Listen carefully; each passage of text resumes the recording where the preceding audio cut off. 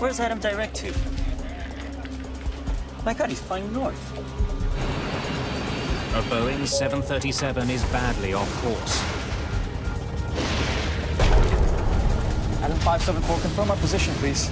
The crew struggles to get the plane back on track. This is crazy!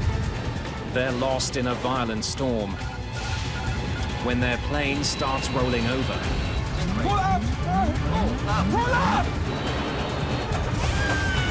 The lives of 102 people are at risk. Adam 574, Yuja on control. Then, mysteriously, Adam Air Flight 574 disappears without a trace.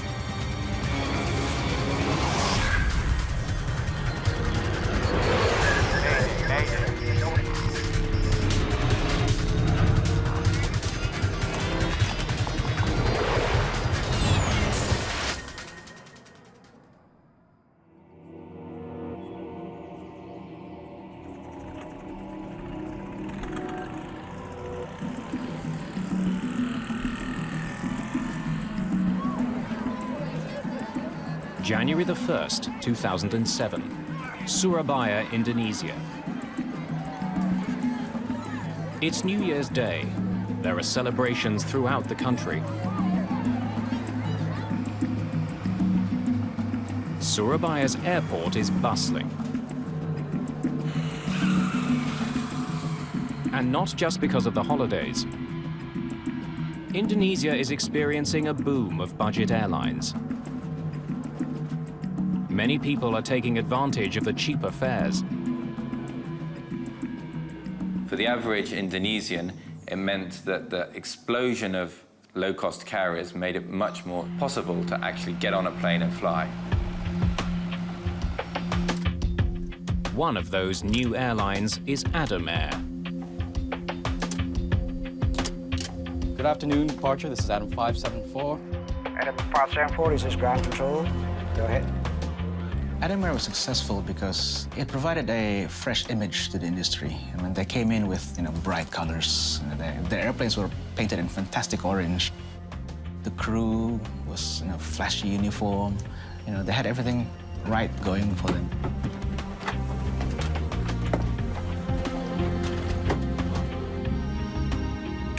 Captain Refri Widodo has been flying with Adam Air for 6 months.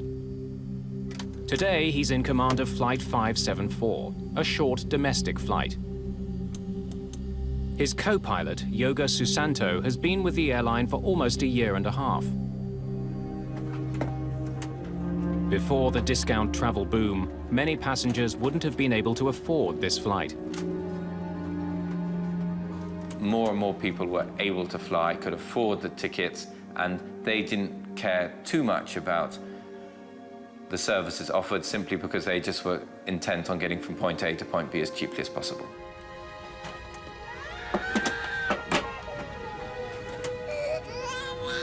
There are 96 passengers and 6 crew members on today's flight.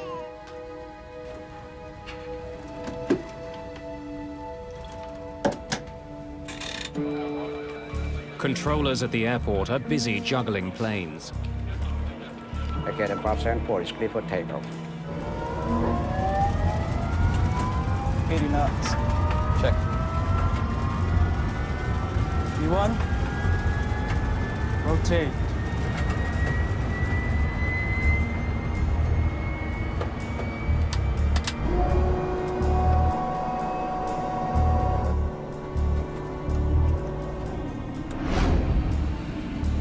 Today's flight is a routine 2-hour hop. From Surabaya on the island of Java to Manado on the island of Sulawesi, almost 1,700 kilometers northeast. It's the beginning of the rainy season. Weather is unpredictable. Forecasters are expecting fierce storms. Captain Widodo is aware that there may be bad weather ahead. Turn right direct to Fando and climb to flight level 330. Roger, turn right, direct to Fando and climb to flight level 330, Adam 574. Minutes after takeoff, the crew turns on the autopilot. The flight computer will fly the plane and navigate it along a pre-planned route to Manado.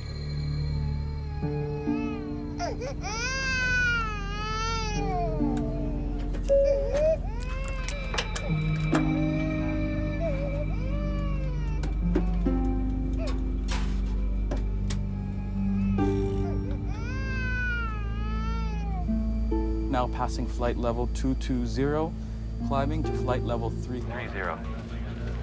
Roger, Adam 574, track direct to Diola. Confirmed.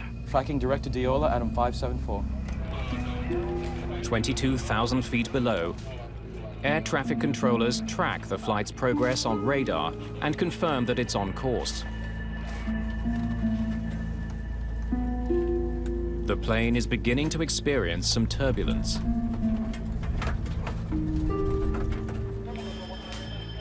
Less than half an hour into the flight, air traffic controllers notice something out of the ordinary. Where's Adam direct to?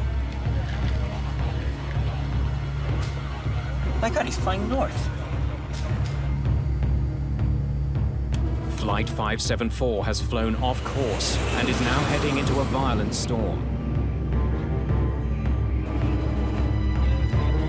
Air traffic controllers don't know why. Yes. On board the plane, the pilots try to understand how far they have drifted off course. The IRS. 28 is the difference. And try to fix the problem with the computerized system that handles navigation.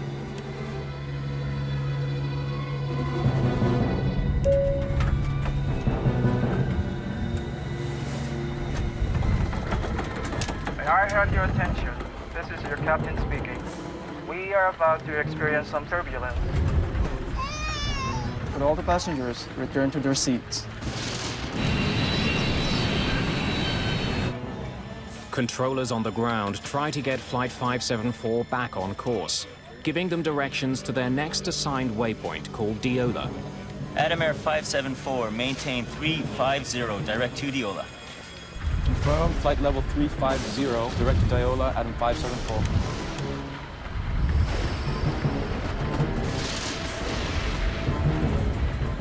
But to get there, Flight 574 must pass through a severe storm. "137-kilometer-an-hour winds beat on the plane's hull. It's pounded by hail and rain. The weather is making it hard to see. The crew is not just concerned with the weather. They're still also trying to understand the problem with the plane's navigation system. This is messed up.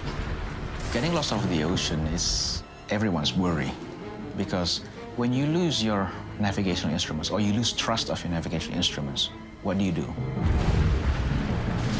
Co-pilot Susanto consults the aircraft's handbook. It's starting to fly like a bamboo ship. Captain Widodo doesn't know where he is. He needs directions. Confirm our position. Adam 574, confirm our position, please. Roger, Adam 574, position is 125 miles. Mike, Kilo Sierra, crossing radial 307. Mike, Kilo Sierra. The weather in Mike Kilo Sierras isn't good. The storm is growing worse. This is crazy.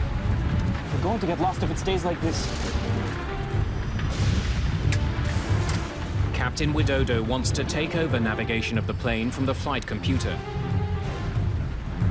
Okay, put the IRS in attitude.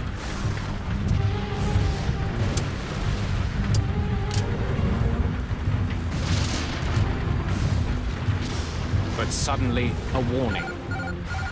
The autopilot has disengaged completely. Then many of Susanto's computerized instruments go blank.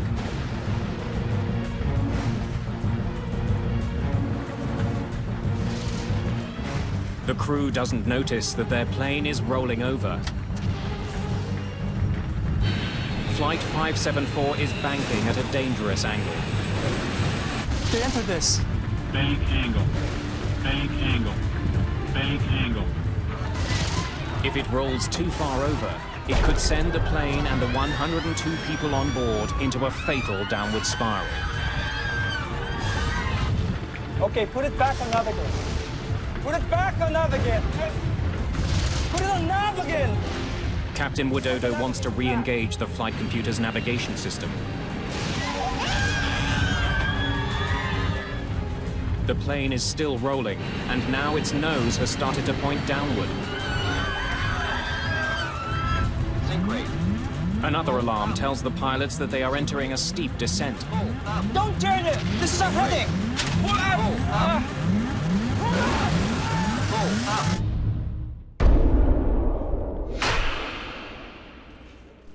Adam 574, Yujun Control. Adam 574, Yujun Control. Adam 574, radar service terminated. Please contact Yujun Control at 128.1. Inexplicably, Flight 574 has disappeared. News of Adam Air Flight 574's disappearance spreads quickly. The Indonesian government starts mobilizing search and rescue teams to find it. First Air Marshal Edi Suyanto will coordinate the search and rescue. Pada tanggal 1 Januari 2007. On the 1st of January 2007, I received a verbal notification from the Vice Assistant Operation Head of Air Force that Adam Air had not landed in Manado. Belum mendarat di Manado. Indonesia's National Transportation Safety Committee, or NTSC, is also notified. The NTSC is responsible for finding out what went wrong in any plane crash. Franz Wieners is in charge of investigating Adam Air 574. The first steps that we take when there was an accident or serious incident, we will find all the resources that we have and get the team together before we dispatch to the area. Working with air traffic control, the searchers try to pinpoint the last recorded location of Flight 574. Mendapatkan laporan juga bahwa I received the report that Adam Air was lost from the radar in the Makassar Sea. Laut Majeni. The plane was last detected by radar as it was crossing the sea, about halfway through its intended journey. Okay, so right around here. But the plane could have flown hundreds of kilometers after that signal was received. It's impossible to pinpoint the exact location. When the aircraft went missing, it was a bit of a shock for everybody because in this day and age, nobody expects an aircraft to go missing. Without a specific location, searchers try to figure out how large an area to scan. Since they know how much fuel was on board, investigators can calculate how far the plane could have flown since it was last detected. If this is their last radar hit, they didn't have enough fuel to fly any further than this. More than 3,000 people are sent out to look for the plane. The Indonesians are joined by a US Navy vessel. But the area they have to search is the size of Ireland. The teams don't even know whether to look on land or on water. And as long as there was no definitive word, hope remained. 12 hours pass without any confirmed sightings. And then friends and relatives' hopes are raised with news that survivors have been found. A new report came in saying that they had found the Adam Air wreckage in the mountainous area of Polowali, with 100 victims and 12 survivors still alive.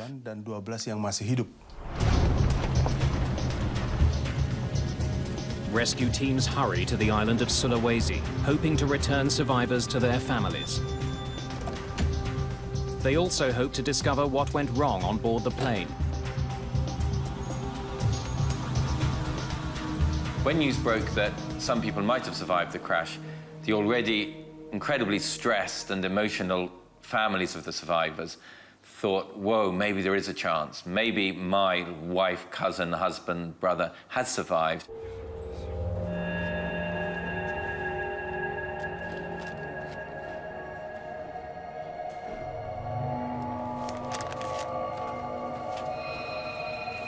But when the first officials get there, they find that these survivors are not from the flight at all. So they were ferry survivors, not airplane survivors. They're from a ship that sank in another storm near where Flight 574 is thought to have crashed. Now the rescue teams are back to square one. It led people's hopes up. And people flocked to Makassar and they were finding ways how to get to the crash site, only to find that it's not there. For family members, it's a bitter disappointment. Sebetulnya kita malu. We were ashamed because the information was already spread all over before we verified it. Our government was embarrassed that we publicized that information. It's been a week since the crash.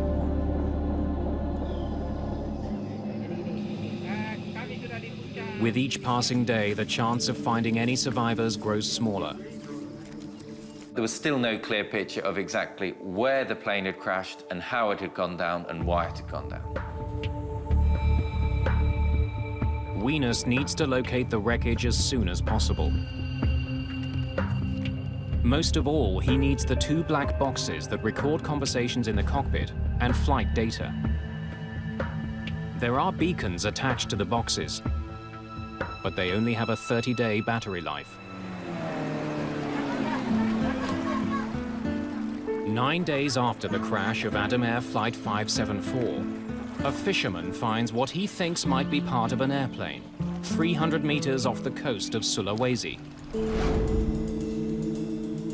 The piece is taken to an Indonesian Air Force base for analysis.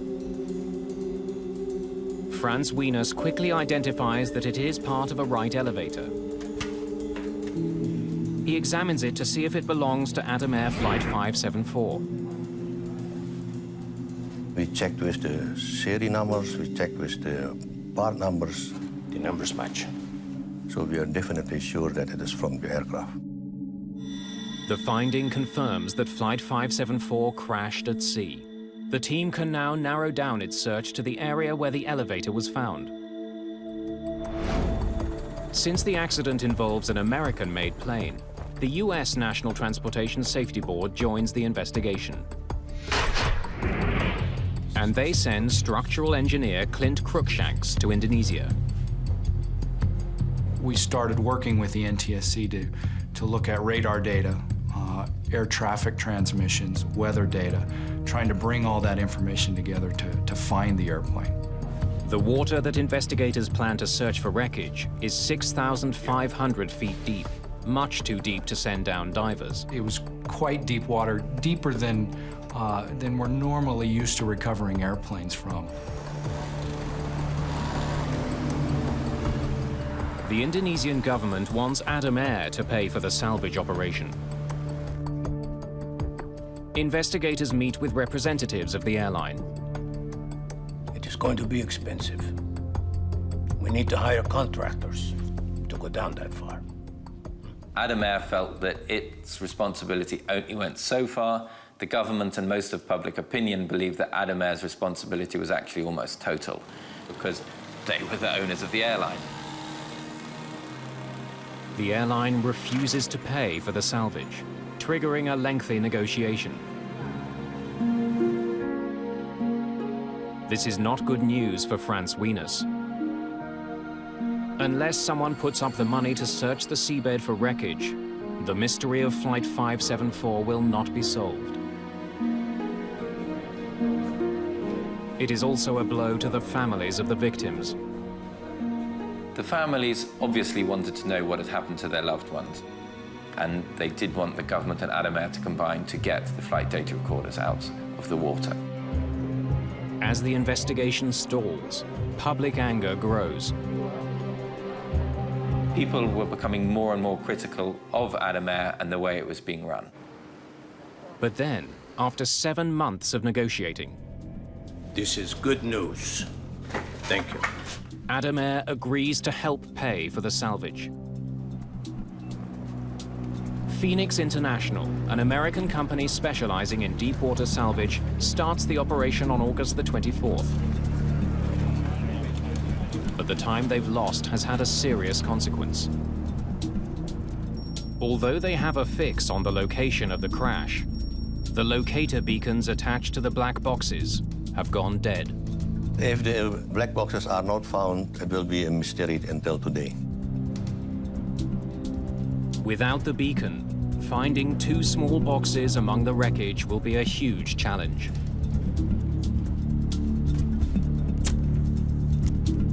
To make matters worse, Adam Air has only put up enough money for 1 week of searching.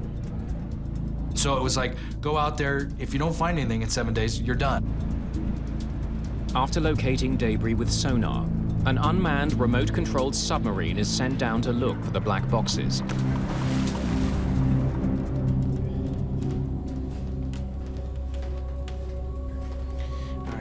How we doing?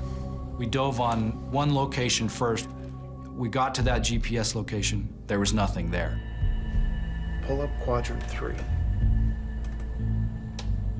So we sat down and decided we'd do a grid search about that point, and so we did a very methodical search. Okay, 3 degrees. All right. Slow, slow.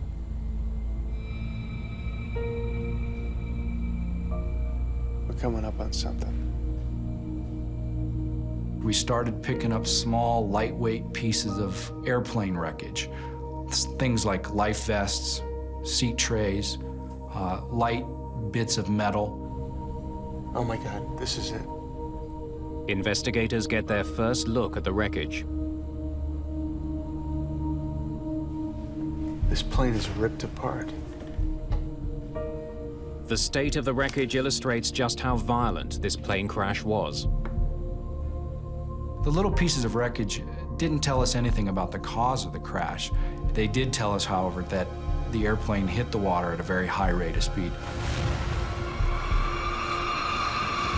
This was the most fragmented airplane that I have ever seen. Only 2 days into the operation, Cruikshank spots something. All right, stop. Rotate back 5 degrees. I noticed on the left side of the video screen something that appeared to be orange, and I instructed the ROV operator to take a closer look at it. That's it. That's it. Okay. Once we got over there, we realized that, yeah, this in fact was the FDR. The plane's flight data recorder has been found. All right, good work, Joe. Let's get this up. We were very excited that we had seen and recovered one of the boxes. Investigators soon find the cockpit voice recorder nearby. All right, stop. That's it. Their week is up. The salvage operation is over. Investigators now hope that they have all the clues they need to solve this accident. The black boxes is the only source for the evidence that we have, because we don't have the wreckage, we don't have the witnesses. But the boxes have been lying on the bottom of the sea for almost 8 months. They could be damaged beyond repair. They may not yield any information at all.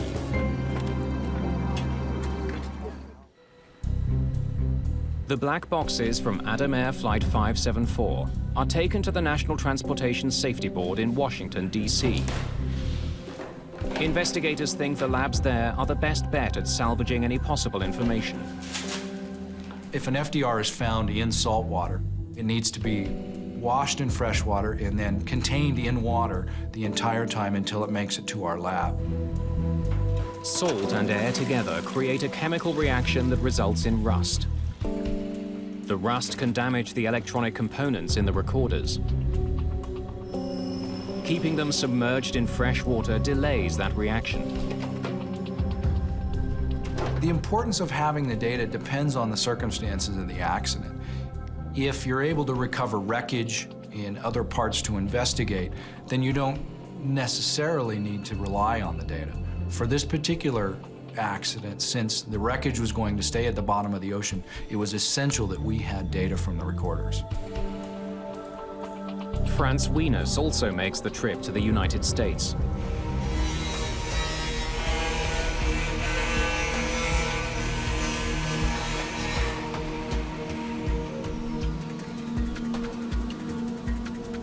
The FDR and the CPR, when they were recovered from the bottom of the sea, the cases were actually 50 or 60% damage.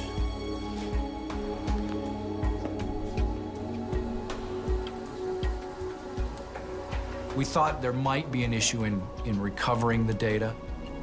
It wasn't as damaged as many others we've seen, so we were fairly confident if there was data recorded, we would be able to get the data off of it. Technicians begin the painstaking process of retrieving the information. The job is a multinational effort. The Australian Transport Safety Bureau was requested to assist. We have an excellent relationship with the NTSB folk, and so our flight recorder specialist went to the United States and worked alongside the NTSB. The electronic components containing the data are carefully removed and dried.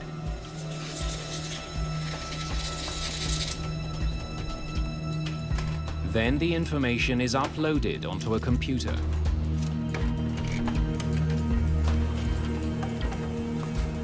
As the delicate procedure of recovering the data from both recorders progresses, investigators are aware that they have an additional concern. As you can tell, one problem that we ran up against in this investigation is the maintenance records indicated that the flight data recorder was written up as being inoperable in the weeks prior to the crash. We were concerned with that in that if we found the FDR, it may not have recorded anything.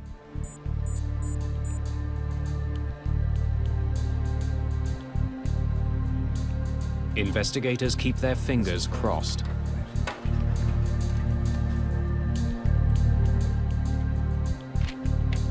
we've got it all. It's all there.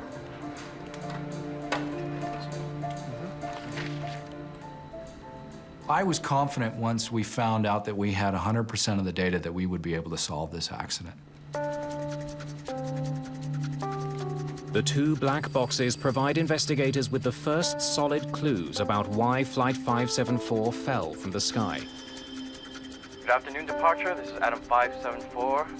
Now passing Flight level 220, climbing to flight level 330. Roger, Adam 574. Track direct to Diola. Confirmed, tracking direct to Diola, Adam 574. The conversation in the cockpit tells investigators that the crew knew that the plane's navigation system was sending them off course. The IRS. 28 is the difference.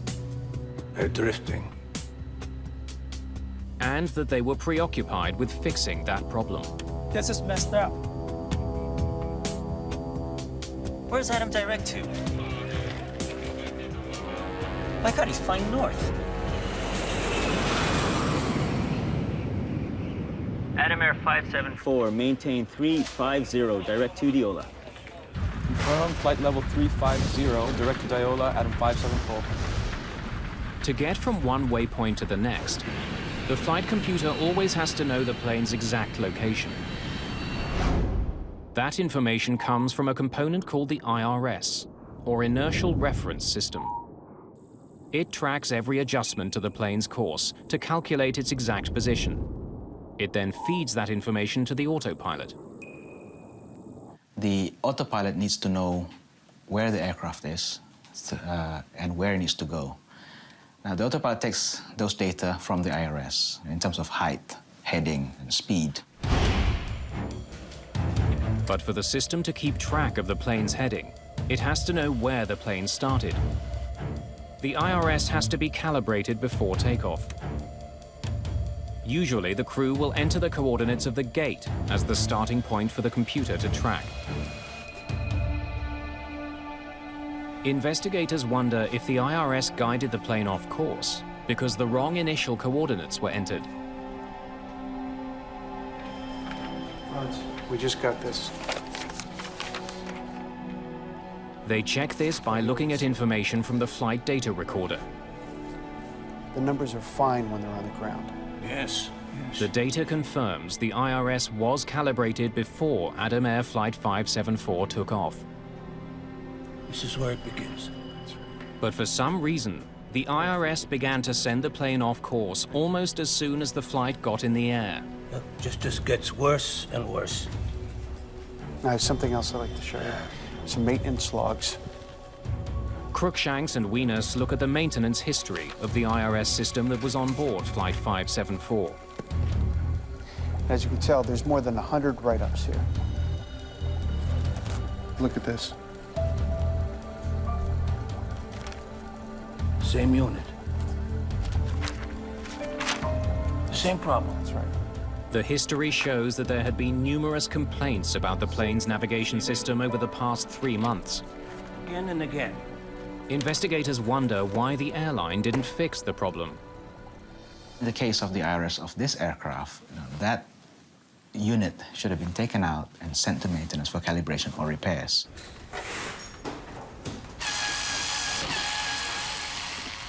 Investigators discover that when pilots complained about a faulty IRS unit, the airline didn't fix it properly. They would either swap it with a unit from another plane, or often they would only do a basic cleaning of the malfunctioning unit.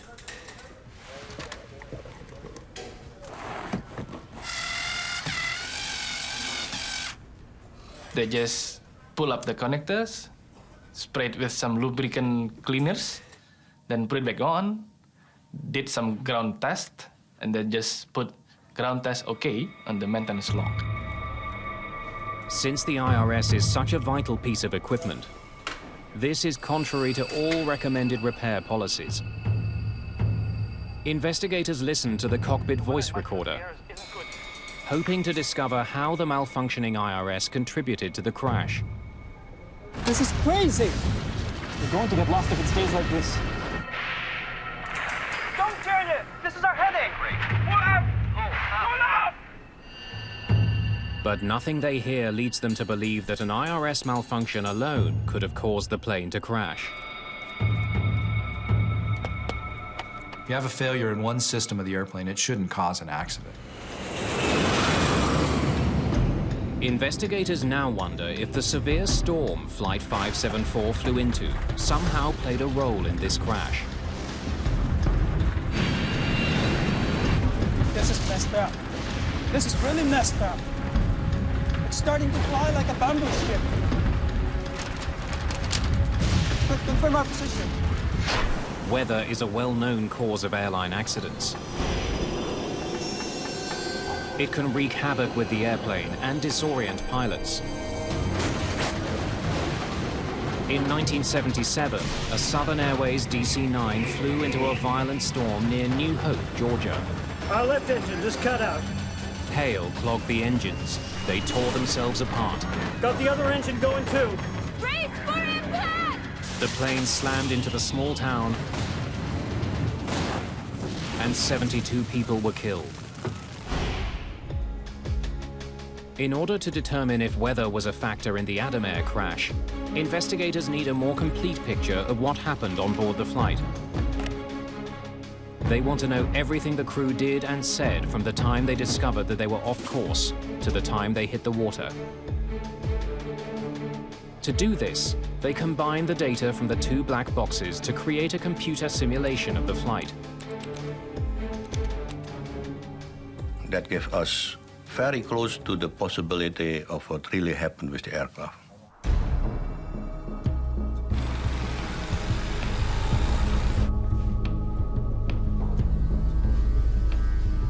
Investigators return to Jakarta to study the simulation.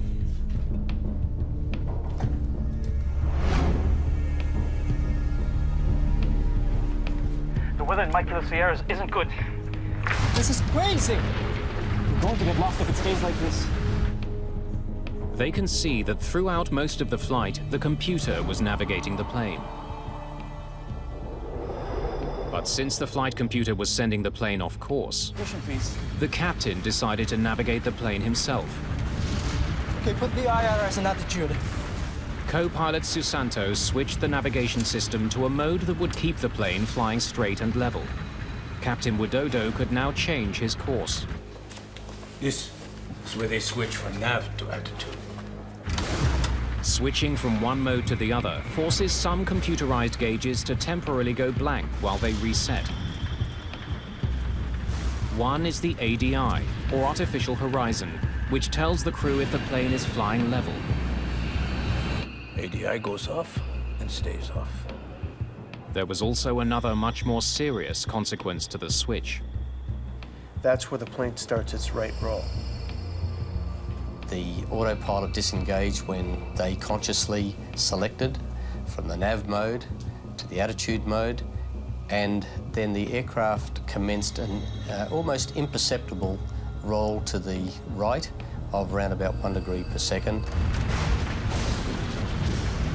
The captain missed a crucial step when he switched his flight computer from one mode to the other. Quick reference handbook, please. He should have flown his plane straight and level while the computer adjusted to the new setting. Maintain straight and level, constant airspeed flight until attitude displays recover. Approximately 30 seconds. It's in the manual. Any pilot who is trained and qualified on the Boeing 737-400 is regarded to have a sufficient knowledge that whenever they switch the nav mode to attitude, they have to maintain wings level for 30 seconds. But neither of the pilots did that. It's an oversight with grave consequences. Without that step, the autopilot disengages completely. The flight computer did send out a warning when that happened, but the warning was ignored. The crew didn't seem to notice that the autopilot was no longer flying the plane. And it only took seconds for that to become a very serious problem. The data tells investigators that this plane had a natural tendency to roll to the right. Old planes, like old cars, don't always go straight. Throughout the flight, the autopilot compensated for that by raising the aileron on the plane's left wing.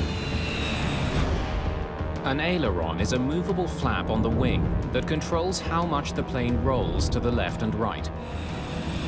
But once the autopilot disengaged, it stopped compensating and the ailerons went back to a neutral position.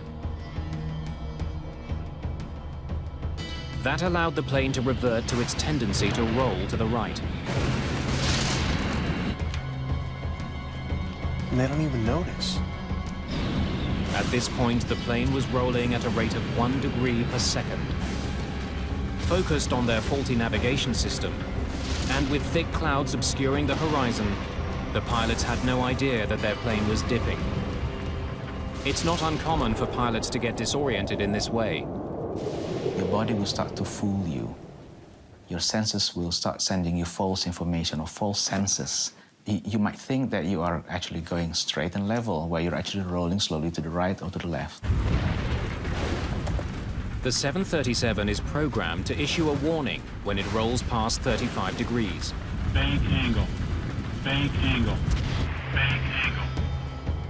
The flight data recorder shows investigators that in response to that alert, Captain Widodo did attempt to level the plane. They get an oral warning from the airplane that says, hey, bank angle, bank angle. And at that point, they made some small inputs to the controls, but they didn't fly the airplane. Believing that the autopilot would keep the plane level, Widodo soon turned his attention back to the problematic IRS. When the pilot engrossed the troubleshooting of the IRS, their ability to pay attention for the other tasks is reduced. Further, these IRS anomalies has become the only priority at the moment. Usually you would say one pilot deals with the system issue, the other pilot flies the airplane. They were both dealing with this system issue and totally focused on the issue, so they never saw what was happening. This is not the first accident involving what we would call spatial disorientation. It was almost 3 years earlier to the day that another flight, Flash Airlines 604, taking off over the Red Sea, had a similar fate. See what the aircraft just did? Distracted by a malfunctioning component in the cockpit, the captain may have become disoriented. Autopilot! Autopilot! Like the Adam Air flight, the captain's attention was focused on his flight computer. And like the Adam Air flight, his plane began rolling dangerously to the right. Investigators concluded that without any external references, the captain simply couldn't tell that his plane was falling from the sky.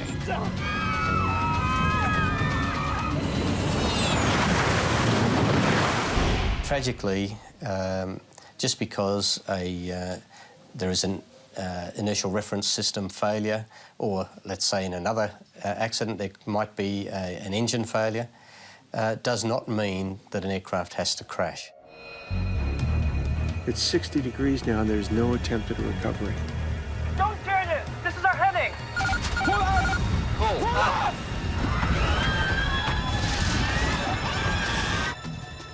Investigators can see that when Captain Widodo does take action, he makes the situation much worse. With his plane still banked drastically to the right, Captain Widodo should have leveled his wings and then pulled his nose up. He did the opposite. He began pulling back on his control column before his wings were level. That forced the plane into a tight spiral dive. Basically, it rolled, and it just kept rolling until it almost went inverted and just fell, it kind of fell out of the sky once it got to a point where it wasn't flying like a normal airplane should. The aircraft was descending at nearly 900 kilometres an hour at a vertical speed at times reaching in excess of 21,000 feet per minute. That's almost the speed of sound, and more than 150 kilometers an hour faster than this plane was designed to withstand. It's rolling over rapid descent. They can't recover now. At that speed, the plane is no longer able to hold itself together. And that sound, that's the sound of the plane coming apart.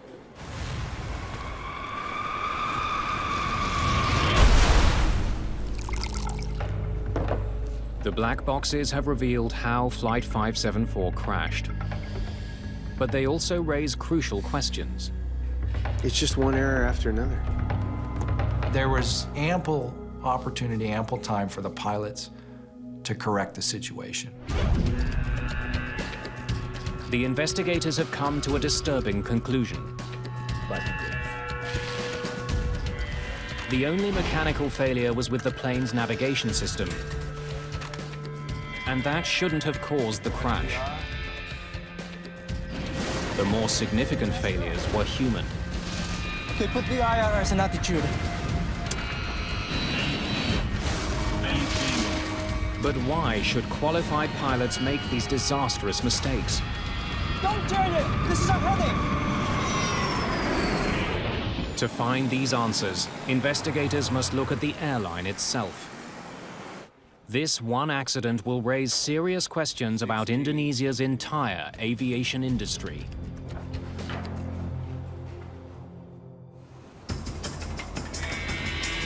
Investigators turned their attention from the actions of the pilots on Flight 574 to the airline that employed them, Adam Air. They meet with the owners. France wins. Adam Air was founded in 2002 by a wealthy businesswoman named Sandra Ang.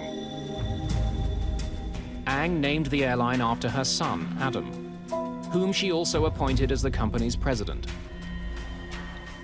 We need to know more about your training program. The investigators interview Adam Air pilots. Did the airline provide any training on recovery procedures in the event of an IRS failure? No. They want to find out more about how the airline trained its flight crews. What about recovery techniques? IRS troubleshooting? No? What they uncover is disturbing. We could not find any evidence that the pilot was properly trained when they have a sudden disengaging autopilot or when they're flying with the IRS failure. Thank you, gentlemen, for your time.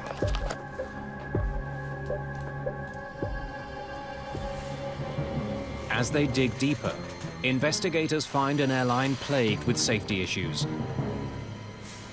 11 months before the Adam Air crash, in February 2006, another Adam Air plane, Flight 782, flew off course the same way as Flight 574. That crew was also getting faulty navigation data. But they couldn't even reach controllers on the radio. They couldn't get directions. They were badly lost for 3 hours. The crew was trying to find where they were. The ATC was trying to find where they were. And they were over the water. Like Flight 574, they had a malfunctioning IRS.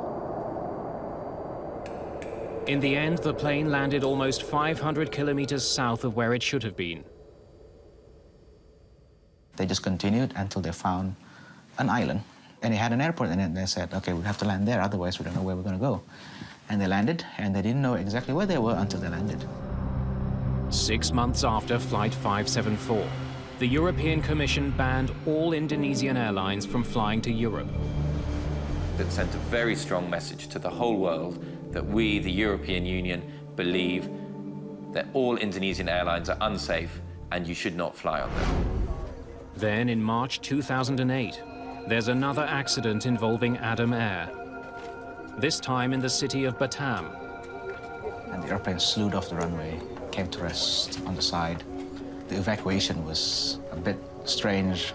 Nose lights were deployed, and that was a final accident. And after that, I think everybody said, enough's enough, you know. People who did care, people who were wanting to shake up the industry and reform it and improve it, were horrified that the situation had been so bad within Adam Air and that the authorities had allowed such a situation to continue and deteriorate. Immediately after the crash in Batam, the Indonesian government suspended and then ultimately revoked Adam Air's license to operate. It is also apparent that Adam Air isn't the only Indonesian airline with problems. Prior to the Adam Air crash, Indonesia experienced a bad crash about every year to 18 months. Many of those accidents involved the discount carriers that the government had allowed to thrive. More than 50 such airlines were in operation at the time of the Adam Air crash. The problem, though, was that this expansion occurred in a way that was not properly monitored, not properly regulated by the government.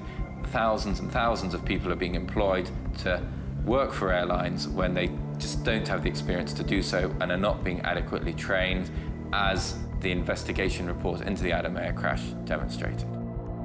Indonesia's poor safety record forces the government to take steps to improve airline safety throughout the country. It begins rating airlines on safety and grounds those that don't comply. There have been fewer fatal incidents since the reforms. But a year and a half after it was put in place, the European Union's ban on Indonesian airlines was still in effect. Those familiar with Indonesian aviation think the reforms could go even further.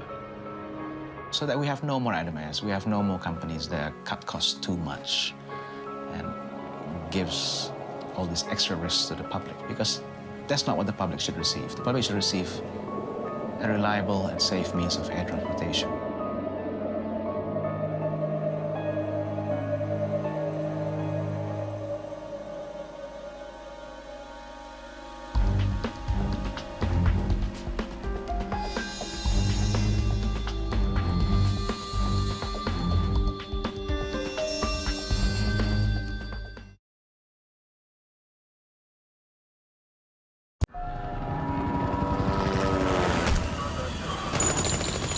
chaotic end of a bitter war. The world's largest airplane is loaded with orphans and headed for safety. Advancing throttles now. Time. Go. We needed to get out of missile range. But only minutes into their escape, There was this loud explosion, one quick bang. What was that? the plane is out of control I kept going faster and faster and faster. and headed for the ground. Prepare for emergency landing! Mom, get down!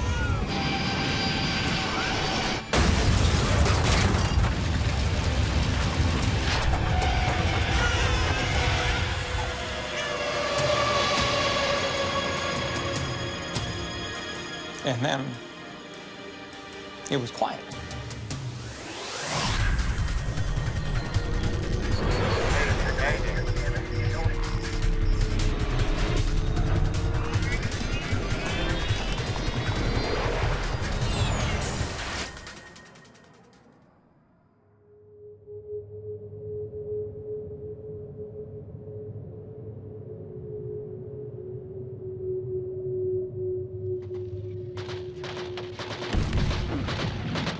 South Vietnam, April 1975. After more than 10 years of fighting, the United States is on the verge of defeat. The end of the war is fast approaching. The enemy is closing in on the capital.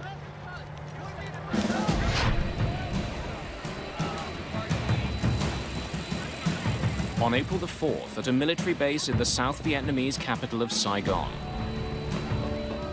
a strange cargo is being loaded onto an enormous C-5A Galaxy. This is one of the largest planes in the world.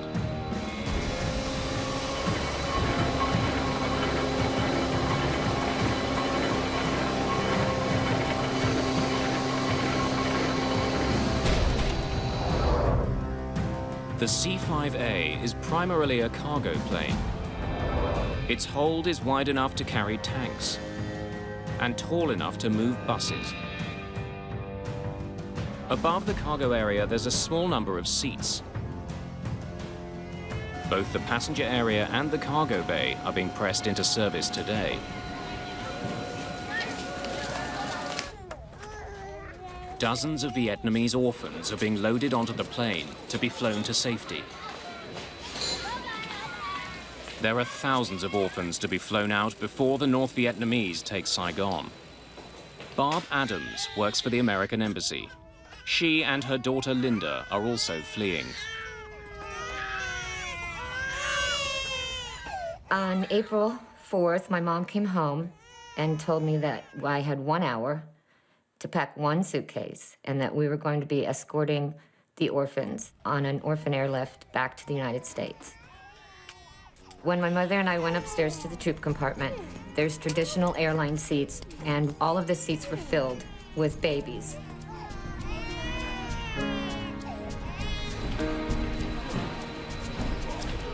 Sergeant Ray Snediger is in charge of loading the plane's massive cargo bay. Make sure it's secure. We got people down here. It was hard to control the situation. So many people were there, so much news media, so many people from the orphanages, so many military people, that it was actually pure chaos. Just the day before, American President Gerald Ford announced the start of this desperate mission of mercy, a remarkable effort called Operation Baby Lift. I have directed that C-5A aircraft and other aircraft especially equipped to care for these orphans during the flight be sent to Saigon. I expect these flights to begin within the next 36 to 48 hours. Arnold Isaacs was covering the end of the war for the Baltimore Sun. We had transport aircraft flying into Saigon every day, unloading military supplies and going back empty. And so it was decided that they could carry out the orphans on those returning flights. There were a lot of cameras and reporters out there covering the loading and the departure of the plane.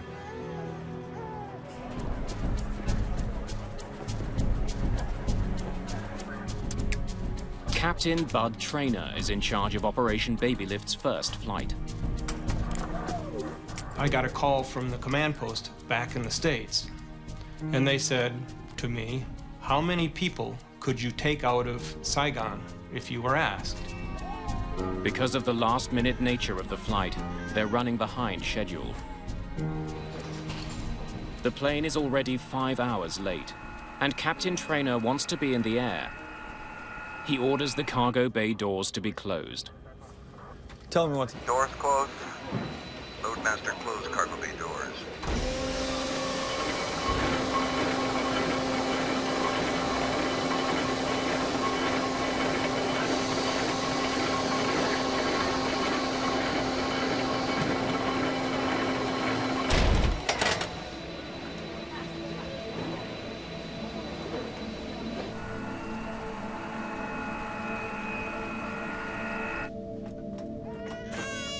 The youngest of the 145 children have been crammed into the upper passenger section of the jet.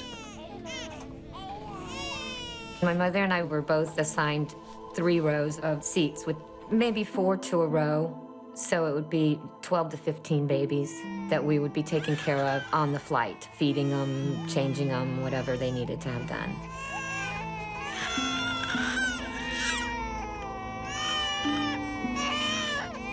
Ina? Have a good flight, Ina.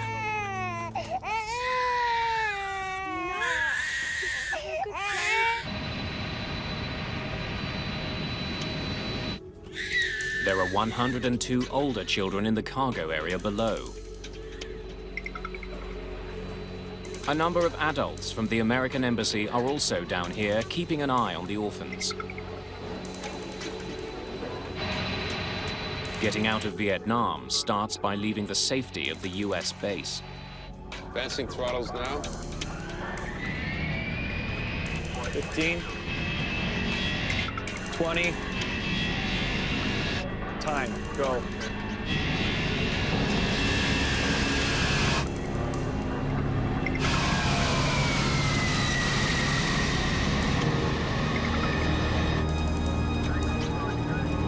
Gear up.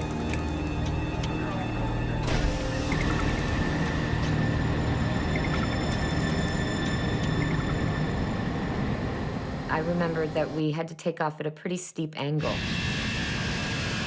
And we didn't have seats, so we were to kneel on the floor between the seats during takeoff. The cargo plane is heading for Clark Air Force Base in the Philippines. It's a 2.5-hour flight. From there, the orphans will be sent to adoption agencies in North America and Australia. We needed to take off from Saigon and make a very rapid ascent to get out of missile range. Cargo planes are easy targets. They're slow-moving and large. The possibility of an attack is very real. Just 5 days before, North Vietnamese troops captured the South's second largest city, Da Nang. South Vietnamese forces are retreating towards Saigon. In the capital, the situation is chaotic. Thousands of South Vietnamese civilians are desperate to leave. Every day, another province was lost, especially after Da Nang fell. The population of Saigon, I think, began to fall into a sort of a paralyzed, petrified terror. Never, not for one moment that I remember, did you have a feeling of anyone rallying to defend the country.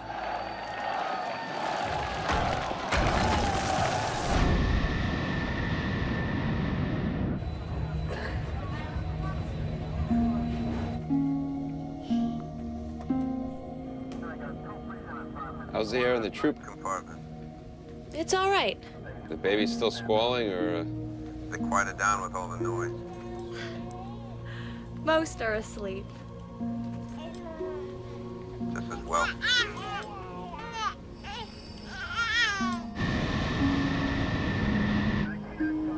Then, shortly after takeoff, as the plane climbs through 23,000 feet,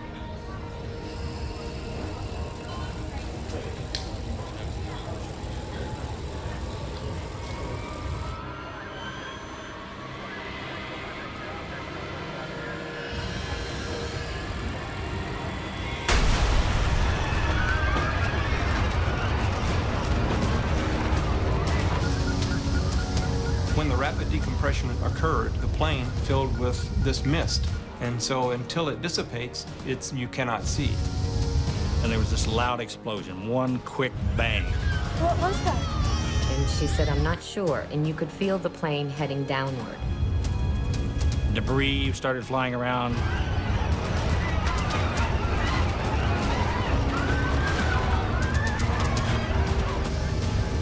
It's a classic decompression.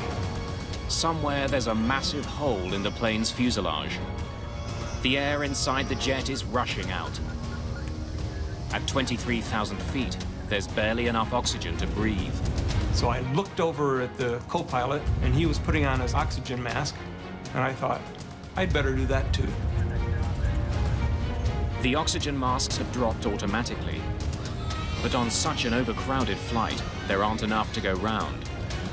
The ones that are available weren't designed to reach babies.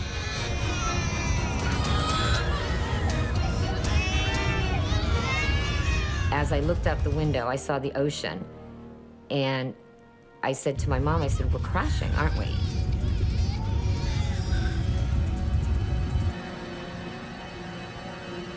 At the back of the passenger compartment, Lieutenant Marshal Wirtz checks in with the crew.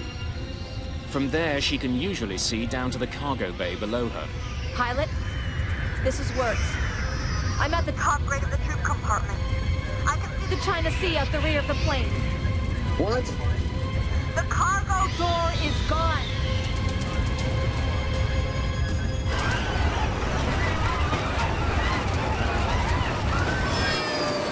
With more than 300 people on board, Captain Bud Trainor's jet has lost its breathable air.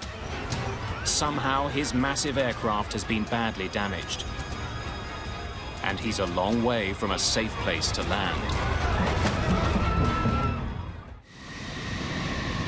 The inaugural flight of Operation Baby Lift will not make it out of Vietnam. The next few minutes will determine if anyone even survives. Oxygen levels are dangerously low.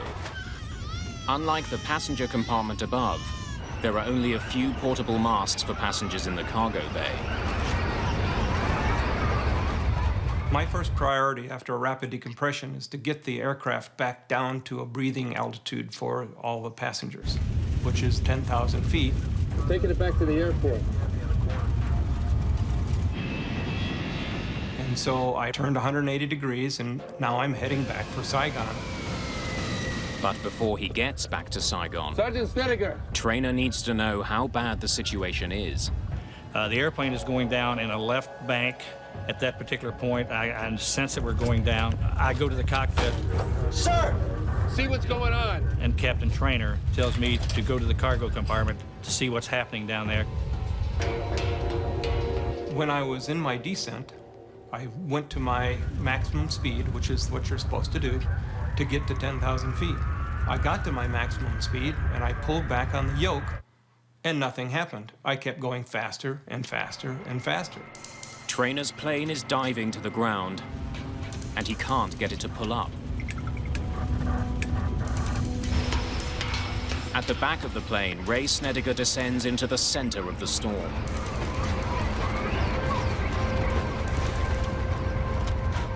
When I came down, I noticed there was a lot of chaos in the cargo compartment. Obviously, people were frightened.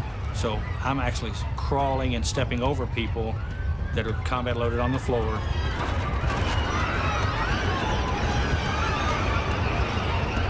And I saw this huge gaping hole in the back of the airplane. All daylight back there. And then Snedeker spots what could be an even more serious problem. Hydraulic fluid is pumping out. Control cables are dangling in the breeze, flopping back and forth, and it just reminded me of looking at some spaghetti. That was the first thought in my mind. The flight engineer also notices that the plane is losing its hydraulic fluid fast. Pilot, we've lost number 1 hydraulic system.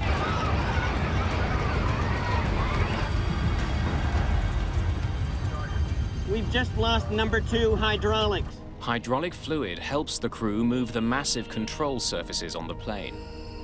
The rudder and elevator at the back, and the ailerons and flaps on the wing. There are 4 separate hydraulic systems on the plane. Now 2 of them are completely empty. And as Trainer dives towards 10,000 feet, his plane is going much faster than it should, and he can't pull up. And I kept pulling back on the yoke, thinking that I could slow down, pull back more and more and more. I'm not getting anything out of the yoke. How about you? Nothing. And we were just totally puzzled. What is going wrong? Pulling on his yoke should bring the plane's nose up and slow it down. If he can't pull the plane up soon, it'll plow straight into the ground. And I'm concerned at that point we're still falling. We're not leveling out. In the belly of the plane, Ray Snediger reports what he sees to the cockpit. Pilot! Cargo bay! Go ahead. And I told him that the part of the ramp was missing, pressure door was gone, and hydraulic lines and control cables had been cut. The problem is now much worse than we thought. Declare an emergency. Saigon, this is Mac 80218, and we're declaring emergency. We require immediate return to base.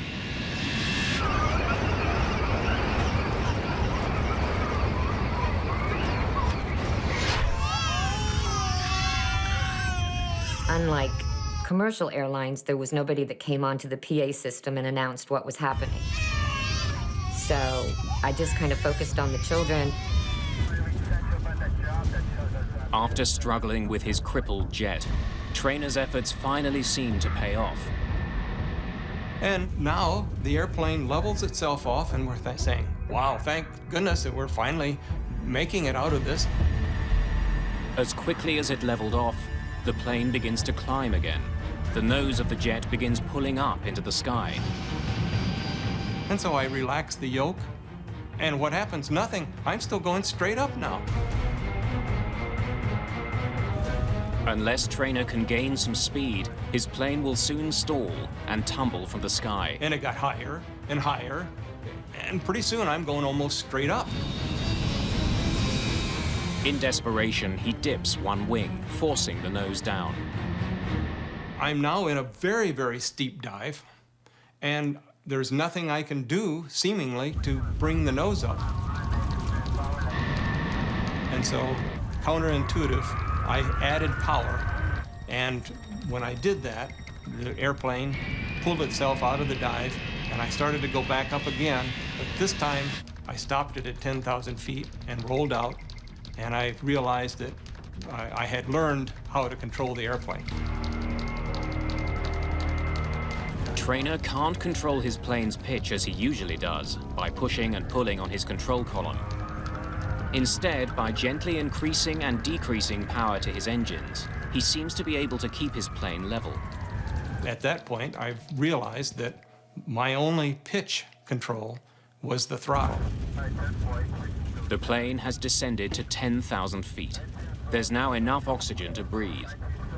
100, it's safe to remove our mask. Gear down, before landing checklist.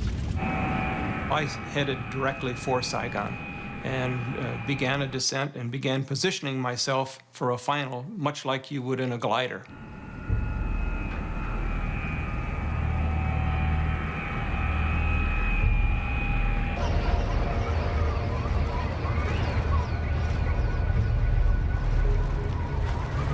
Don't worry. They're taking care of it up in the cockpit.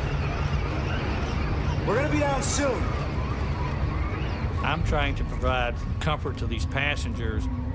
At the same time, I know we're in serious trouble because the airplane is still going down. Captain Trainer has coaxed his injured jet down to just over 4,000 feet. 11 kilometers from the airport, he turns his jet to line up with the runway when his plane surprises him again. In the final turn to the runway, when I banked the airplane, the nose dropped and I couldn't continue my turn. I had to level the wings so that I had enough lift that the nose didn't keep descending. Captain Trainer had to stop turning before he could line up with the runway. He's now losing altitude fast, and his prospects are becoming increasingly grim. While we were working in the cargo compartment, Loadmaster came to me and said, we need to get upstairs because we're going to crash land. When I get to the top of the ladder, I've changed my mind and think I need to be in the cargo compartment when this airplane does get on the runway so I can help evacuate down there. As I try to leave, the flight engineer grabs me by my left elbow, throws me into a seat, and about the time I hit the seat, I can hear the ground screaming. It's a loud scream. It's coming closer.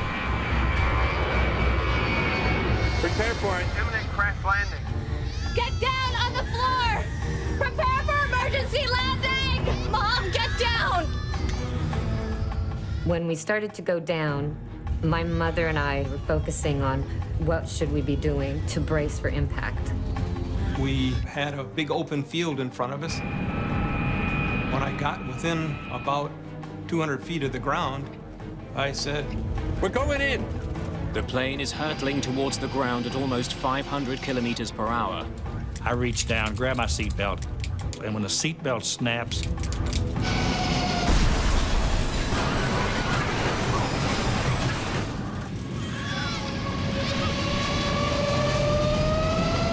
we touched the ground relatively easily, and we popped back in the air. The jump seat said to me, "Bud, we're gonna make it." But I could see looming ahead of me was this huge, huge river. So I added power.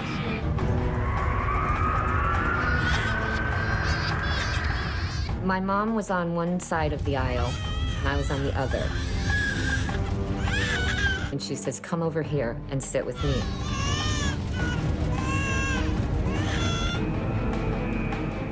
And even with full power at that point, I was still continuing to sink.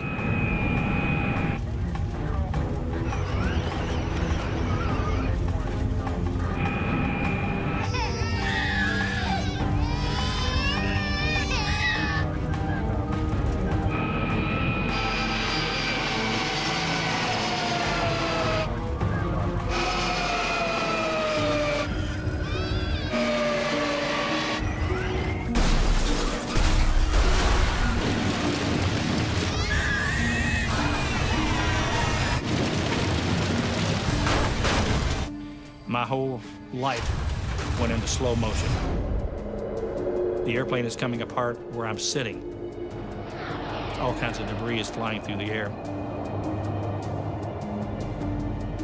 And it went on and on and on. It seemed like forever. When I was going upside down, I remember saying, goodbye to my wife a couple of times, because I was gone.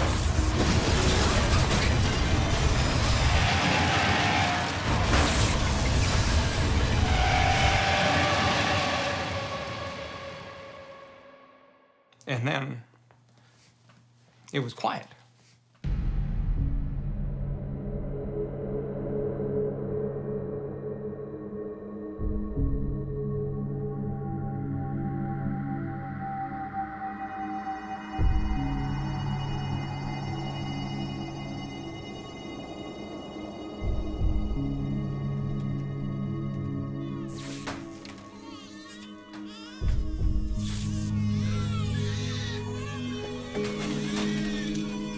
When the plane came to a stop, I looked for my mom. I didn't see her anywhere. At that point, it was all a little bit surreal that I didn't even really know what had just happened. All I knew was that we needed to get the babies out of there.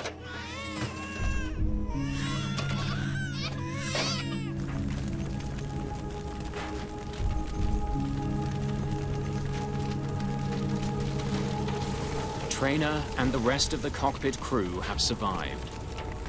When I stepped out of the window, what was clear after you looked around, the airplane broke up into its component parts. The tail dropped off, the flight deck broke away, the troop compartment and the wings, they separated from the cargo compartment. The cargo compartment itself disintegrated, essentially.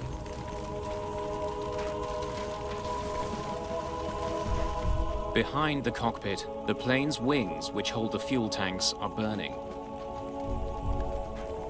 The passenger section of the plane is largely intact and separated from the scorching heat of the burning wings. Lieutenant Wirtz and many others who had been in the passenger section survive. Then we started bringing babies out. And I could hear some helicopters coming.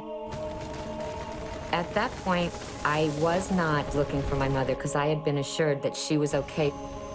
I was to go to the hospital and just wait for her there. And then that's when I took a couple of the babies and walked over and got on.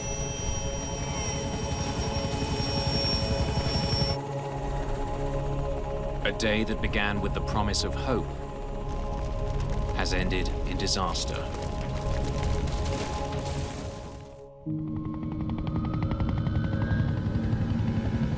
Just minutes after the crash of the first baby lift mission, rescue workers are on the scene searching for survivors.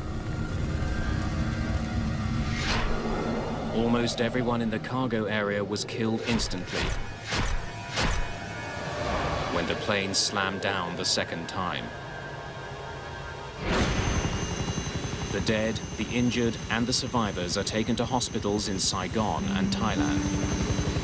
Since I was not injured, I just took a seat and was waiting for my mother while they brought in a lot of the babies.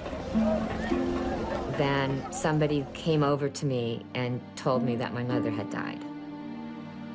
I remember holding on for dear life. So she said, come over here and sit with me. Barb Adams' last decision was to be near her daughter. Just as I sat down on the floor, we must have hit. She flew forward somewhere. And that's the last time I saw my mother.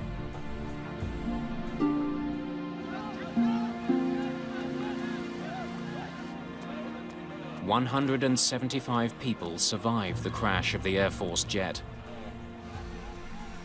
But more than 150 have been killed. More than half of them were children.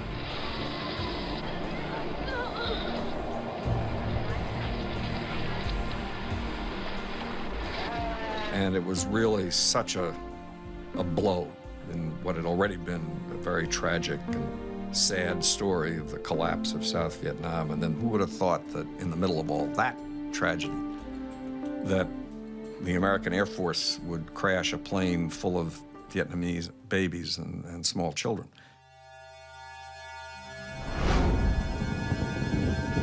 The investigation begins immediately. The next day, along with the investigators, Captain Bud Traynor returns to the smoldering wreckage of his plane on a special mission of his own. I had to leave a couple of crew members out at the aircraft. And so I went back the next morning. The bodies of 2 dead crewmen are still pinned down by the wreckage.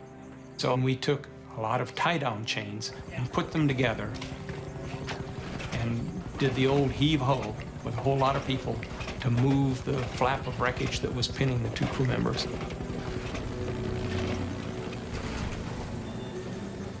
And we got them out of there. It's always important to finish the job, and we did. But then I had a very naive approach to what was going to happen next. I kind of envisioned the guys in the silver helmets and put out the white rope. This is going to be a secure site. And that was when I got the shock that, hey, there are no guards out here. There's a Vietnamese soldier going through my suitcase wearing my flight jacket.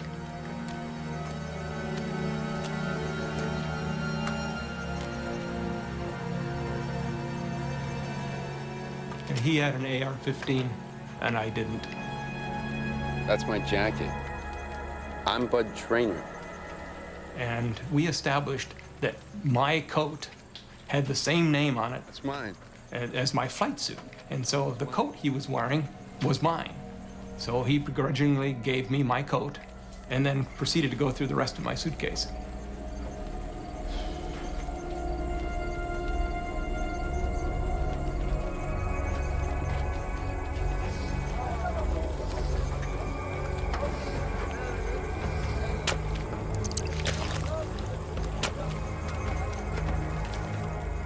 It's not only Trainer's jacket. Looters are picking the plane clean. Dave Scheiding is a structural engineer with the Air Force. When we got to the site, we had some concern to begin with because there was a tremendous amount of civilian people out there actually picking up parts, which, of course, that didn't help us much as far as the investigation goes. He's part of a team that goes to Saigon to try to figure out why the plane crashed.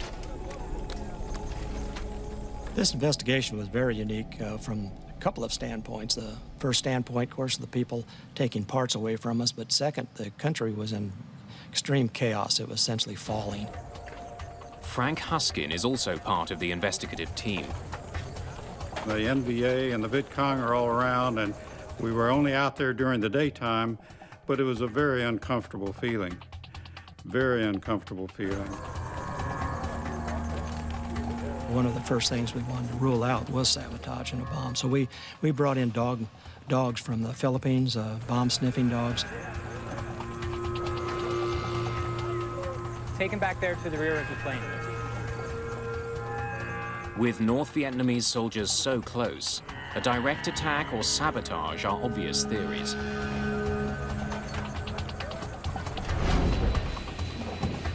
Initially, they had all thought that it had been a bomb placed in the luggage compartment, or it had been a missile that shot the plane down. During the rush to board the aircraft, personal luggage was loaded but not thoroughly checked. This added to the speculation that a bomb may have been smuggled on board. The dogs find no trace of a bomb, and investigators find no evidence of explosive residue on the plane.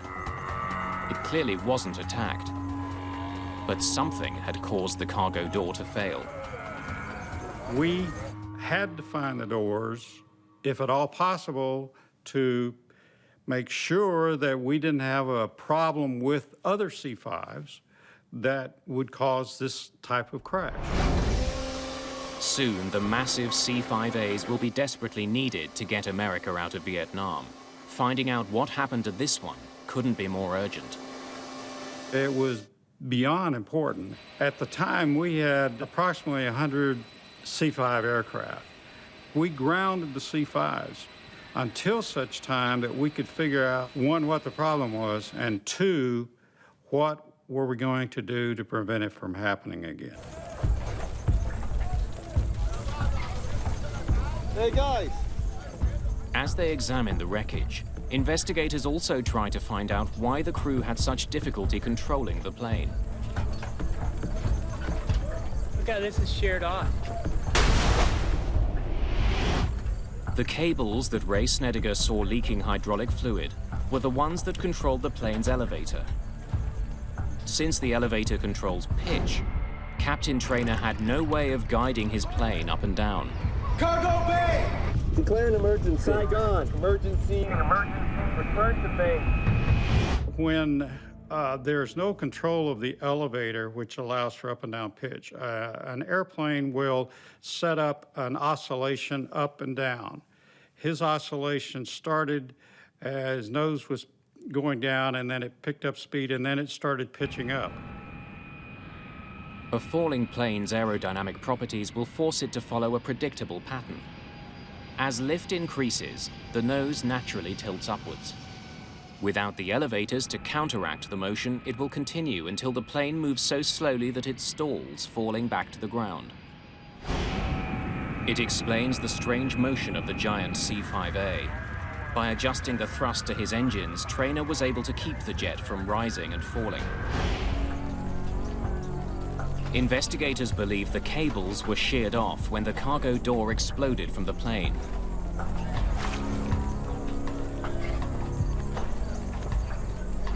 But they still don't know why the door failed in the first place. Then we made the determination we were going to have to try and find the doors. But the doors are somewhere at the bottom of the South China Sea. Our next problem was trying to figure out the ballistics of those doors.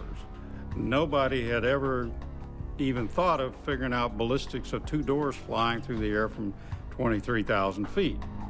Relying on the airspeed and the altitude at the moment of decompression, investigators learned the plane was 46 kilometers from the coast of Vietnam.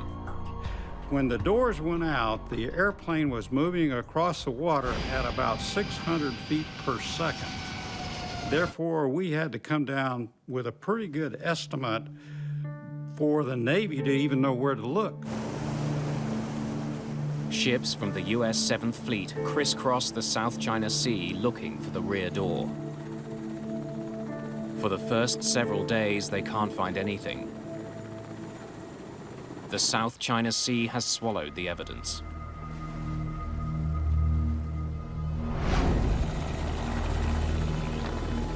At the crash site, investigators are becoming increasingly frustrated. A great deal of wreckage has been stolen by scavengers. An important clue could be among the pieces taken away.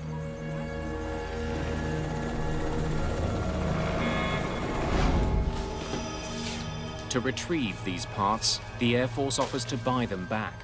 The strategy was to provide leaflets throughout the city of Saigon and the surrounding area. We want every piece of material from the aircraft back, and we will also pay you if you will turn this in to us. 11 days after the crash, flyers are delivered to local officials and distributed throughout the city. Investigators do eventually recover the camera that was used by a film crew on board the plane. They hope it can show them exactly what happened.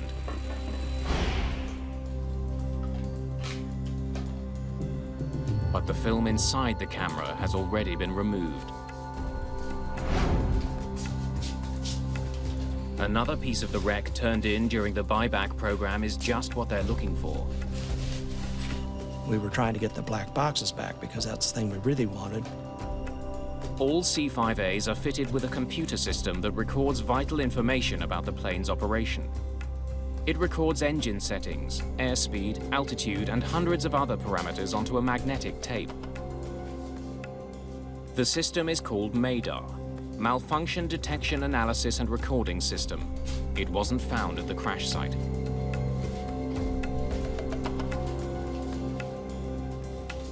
The Midair is eventually returned for a reward, but it proves to be a disappointment. It didn't identify the reason for the doors and the ramps failing, but it did provide us a sequence of events in a lot of areas, including altitude, airspeed, the performance of the aircraft itself during that time frame.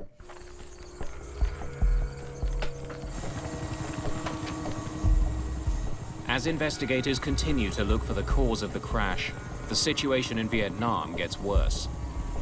2 days after they receive the Midair, the South Vietnamese president resigns.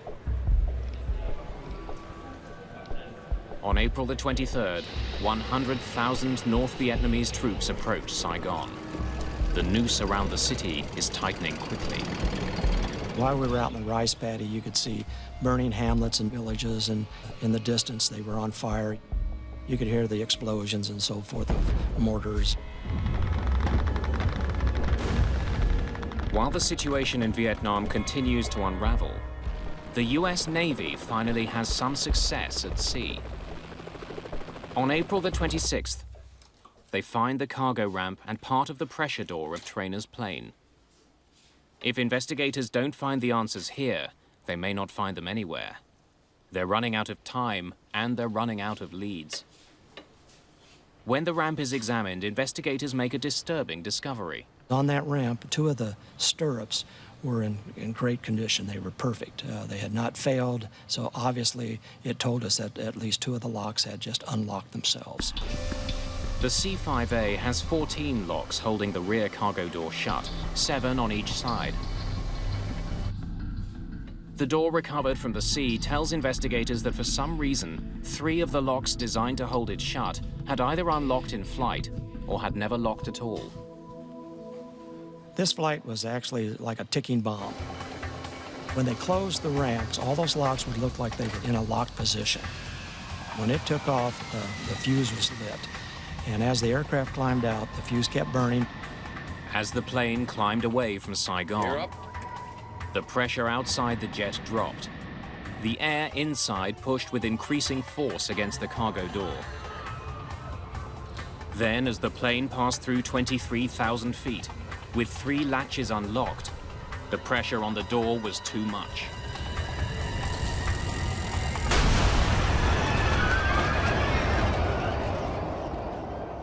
With the 3 locks that failed all in a row, it was just too much load for the other 4 locks to actually pick up, and which resulted in the catastrophic failure of the ramp itself. But investigators still don't know why the locks failed. Before they can find the answer, the situation in Vietnam deteriorates completely. Saigon is under siege. On April the 27th, the investigators take all of the evidence they can and leave. It's simply too dangerous to stay. When we left Saigon, we were the last 2 C-141s to leave Tan Son Air Base. They were essentially losing their country at that time, and after that it was only helicopters that got out. Investigators hope they have all the clues they need to solve the mystery of the crash. They know they won't be coming back to Vietnam to look for any more.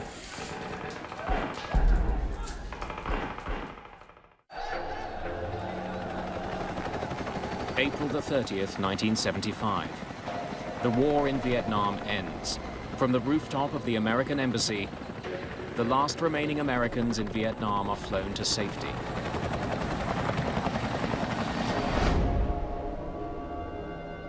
Back in the United States, investigators continue their work. Since the C-5 is in service around the world, they need to know why 3 locks on the cargo door failed. When we got back to Texas, it was to help us verify the failure sequence. Investigators discover something potentially alarming about the cargo plane's rear door. Parts from the C-5A were actually removed from the plane, cannibalized to service another cargo plane. The locks on the rear door of the C-5A are connected to each other by a series of tie rods.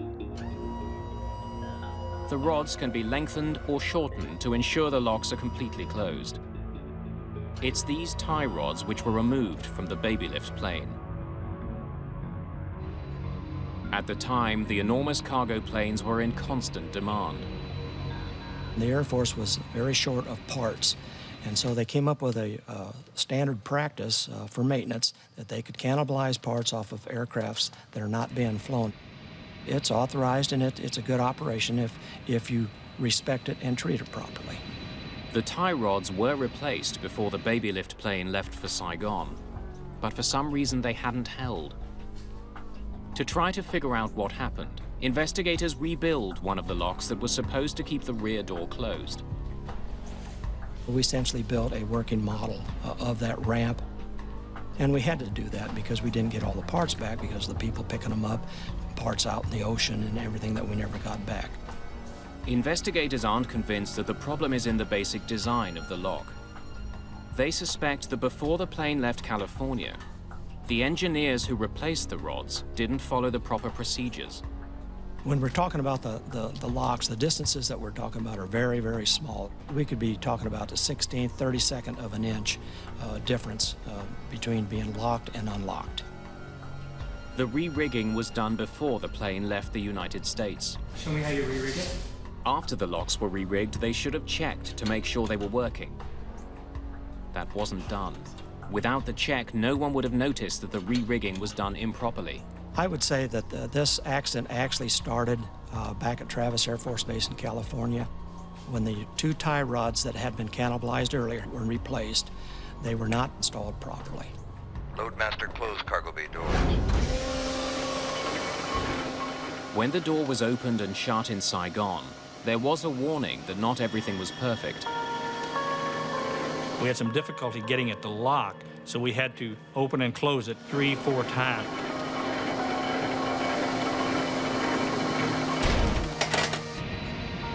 But it seemed to be routine, and in the heat of the moment, we didn't think anything about it.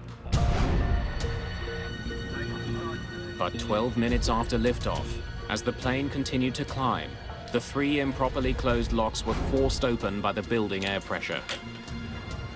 The remaining locks could not take the extra load.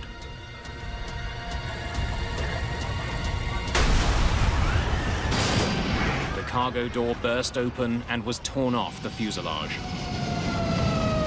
You just can't take shortcuts. And if it's pulled a couple of rods out, run out and put them back in, that's not going to hack it. The investigators have found their answers, and in their final report make specific recommendations that will make the C-5A safer. As a result, the Air Force designs a pin that slips through each lock. If the door isn't properly shut, the pins can't slide into place. We essentially Murphy-proofed it by putting steel pins in there so that when the lock is in the over-center position, if you can insert these safety pins, then you know that the system is properly rigged.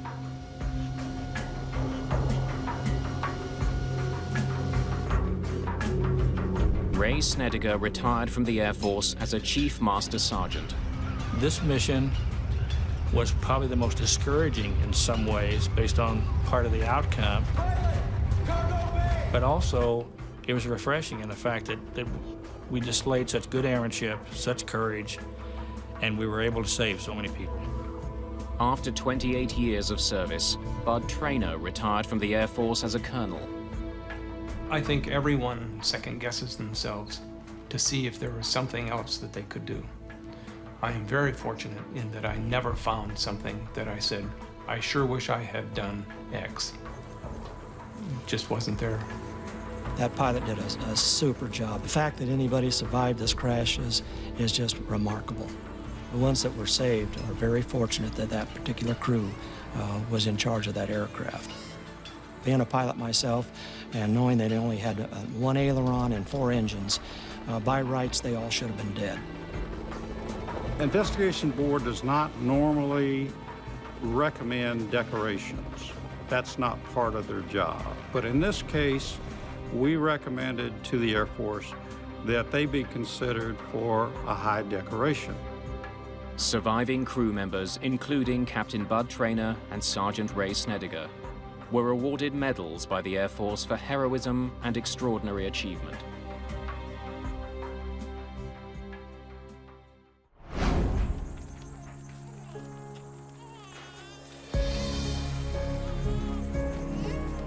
One of the orphans that survived was baby Ina.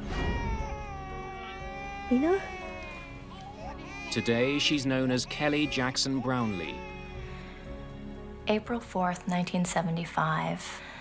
It's definitely a pivotal point in my life where I left part of myself behind in Vietnam. When Operation Baby Lift resumed, Kelly, along with hundreds of other orphans, were flown to the United States. She was eventually adopted by a family near Seattle, Washington. There was a 25-year anniversary in April of 2000, and it brought together all of the adults that were adopted from Vietnam. And I ended up meeting someone who was very special and actually ended up marrying. Chris Brownlee and his wife Kelly were both airlifted out of Vietnam on April the 5th, 1975, one day after the crash.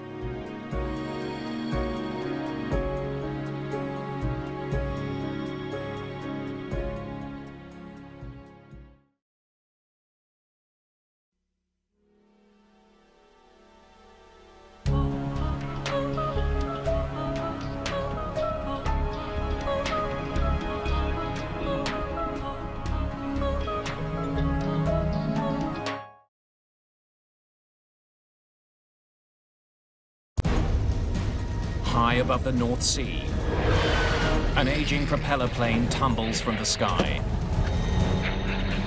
The first headline was sabotage. Investigators consider a string of possibilities. It takes 2 years to find the cause. Unbelievable. It's something that's never been seen in any previous investigation. They looked at that and said, man, oh man, how could that be? It would lead to arrests half a world away and call into question the safety of one of the world's most important planes. Air Force One. It reached all the way to the aviation that flies around the President of the United States.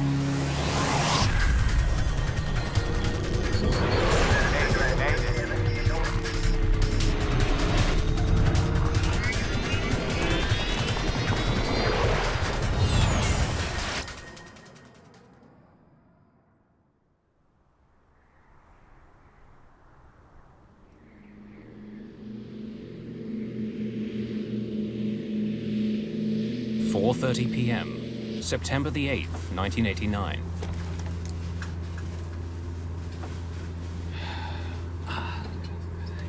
Oh, hang on.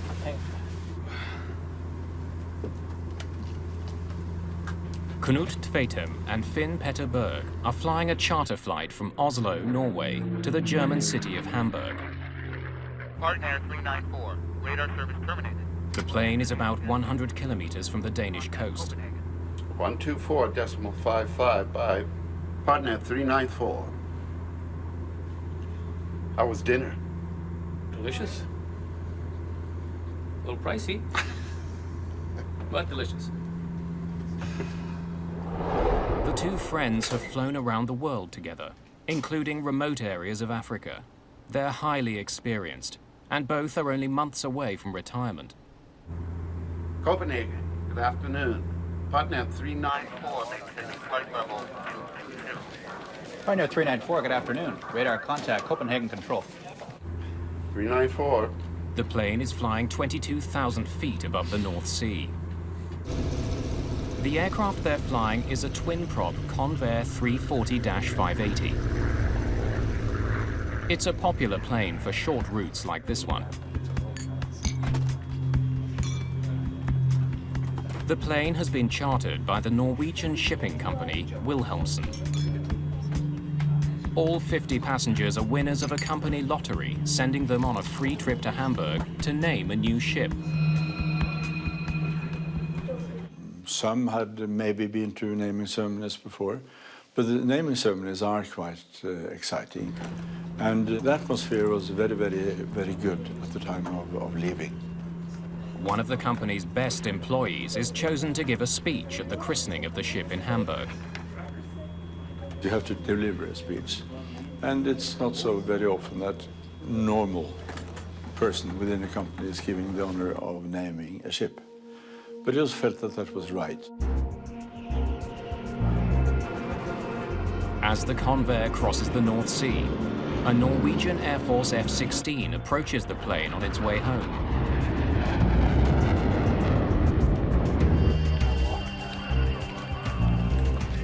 Whoa, look at that, 11 o'clock. F-16.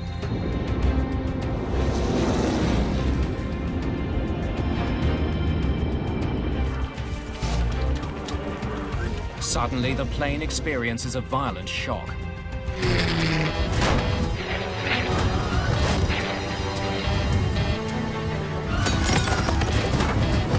The crew is caught by surprise.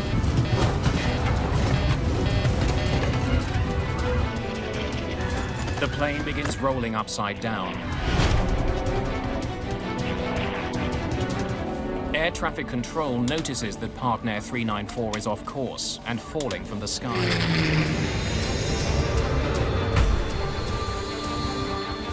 Partner 394, Copenhagen Control, please report new flight level. The crew is struggling to save the plane and the lives of everyone on board. Terrain, reporting flight level. Hold up. Terrain. Hold up.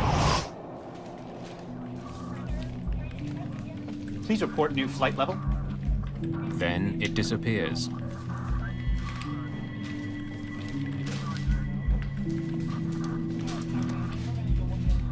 It seems as though the charter flight has crashed into the sea. Partner 394 en route to Hamburg is off radar.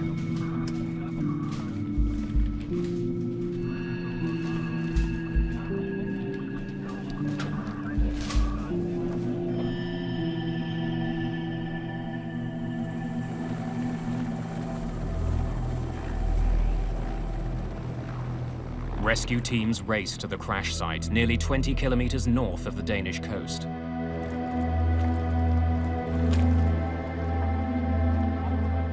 They find only wreckage and bodies. All 55 people who were on the flight are dead. I knew all the people. Some were close friends, some were less close, but I knew them all. And the pressure then felt double. The shipping company is devastated by the news. Half the staff from its head office has been killed.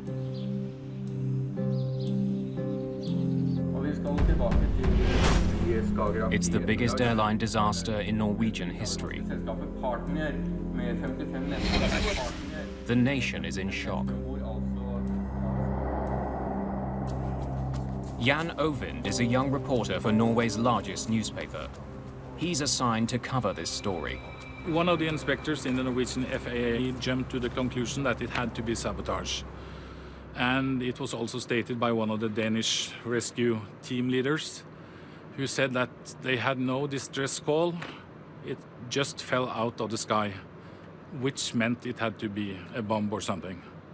And somebody drew links to Lockerbie the year before. In December 1988, Pan Am Flight 103 exploded over Lockerbie, Scotland. The evidence in that case is pointing conclusively to a bomb. Norwegian journalists uncover an intriguing fact about the partner plane. Our Prime Minister at the time, Gro Harlem Brundtland, she used the plane on her campaign trip to the north of Norway. And I guess she used it for 2 or 3 days. And that was just 2 or 3 days before it crashed. The nation wonders, could the tragedy have been a botched assassination attempt? The first headline was sabotage then on the whole front page. A bomb would explain the plane's sudden plunge from the sky. Had the 55 people on board been the innocent victims of a murderer? Investigators looking into the mysterious downing of a passenger jet over the North Sea are facing a stunning possibility: that the plane was deliberately sabotaged. The Norwegian Accident Investigation Board recruits an Air Force investigator, Finn Heimdall, to join the team. It will be a severe test of his investigative skills. It's good to be here. I started many years ago with the Air Force. And of course, I saw some investigations mishandled terribly, and I thought it can be done better than that. Investigators hear from several witnesses who lend support to the idea that the plane was sabotaged.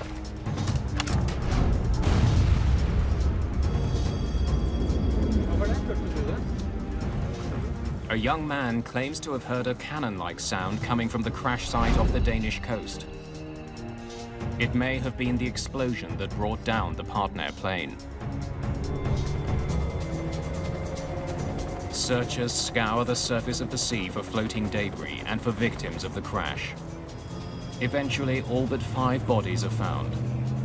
They're taken to Denmark for autopsies.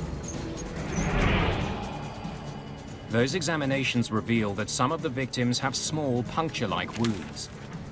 This supports the notion that a bomb brought down Partner Flight 394. An autopsy on the first officer also uncovers something unusual. A complete, unbroken toothpick is discovered in his stomach. Yeah, that was a odd finding, really, because it was pointed in both ends, and how can you swallow a toothpick like that? So he must have been exposed to a very shocking experience.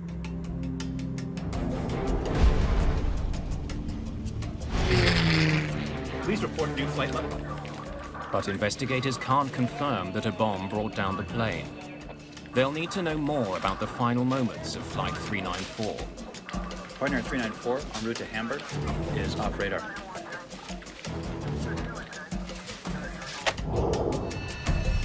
Nine separate radar stations tracked its final seconds. They could provide valuable clues. The most intriguing readings come from a military radar station in Sweden. Operators there tracked the partner flight as it crossed the North Sea. It started 1436. The military radar has detected something unexpected. There is another object in the same airspace as the plane. It is not another airplane. It appears as Flight 394 started to plummet from 22,000 feet. Idea what it is? Simply didn't know what it was from the beginning. We had no idea what it could have been. It took more than half an hour, something like 38 minutes, and the question was, what is light enough to fall that slowly and solid enough to give radar returns like that? Whatever the mysterious object was, it now lies at the bottom of the sea. A month after the crash, investigators are busy recovering sunken wreckage. They've plotted the position of the wreckage on the ocean floor using side-scan sonar. It sends out sound waves that are reflected back when they encounter objects. The sonar equipment has painted a remarkably accurate picture of the underwater wreckage. It helps investigators see that the plane parts have settled over a 2-kilometer wide area. It's an important piece of evidence. It was evident that the aircraft had come apart in the air. It hadn't hit the sea in one piece, that was for sure. The Midair breakup suggests a bomb brought down the plane. But it will take weeks to prove this. In the meantime, investigators hope the plane's black boxes will provide more immediate insight into the crash. The plane's voice recorder and eventually its data recorder are recovered from the seabed and sent to labs for analysis. Both boxes were damaged in the crash. Investigators hope the damage to the boxes didn't affect the data. Well, let's see what we got. The voice recorder may have picked up a conversation between the pilots that can explain what happened on board. Avionics, CVR. On? That's required. Autopilot system. Armed to 2 green. The device usually records the final minutes of a flight, but this CVR has done the opposite. Beta lights off. Power. It recorded the start of the flight, but then mysteriously stopped recording just before the plane took off. Well, it had recorded the conversation on the ground, but as soon as the engines were upshifted to normal RPM for takeoff, it ceased operations. So that was a disappointment to us. But the malfunctioning CVR did pick up an intriguing exchange between the two pilots. How's the weather in Hamburg? It's clear skies, good visibility. Hope it stays that way. The CVR does tell investigators that Flight 394 began with an unusual problem. Partner was in financial dire straits, and we found out that just a few hours before the plane took off, the Norwegian aviation authorities sent out a telex to tell all the airports in Norway to don't let a partner plane take off because they owe a lot of money in non-paid charges and fees. They won't release us for takeoff until we pay the catering bill. How much you got on ya? Seriously? Huh?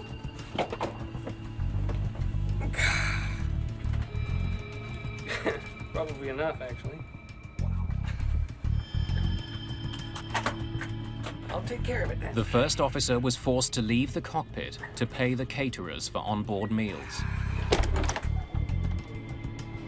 Investigators check maintenance records to find out why the CVR only recorded the crew's conversation while they were on the ground. They discover that the plane's cockpit voice recorder had been modified more than 10 years earlier. Modified to switch to primary AC.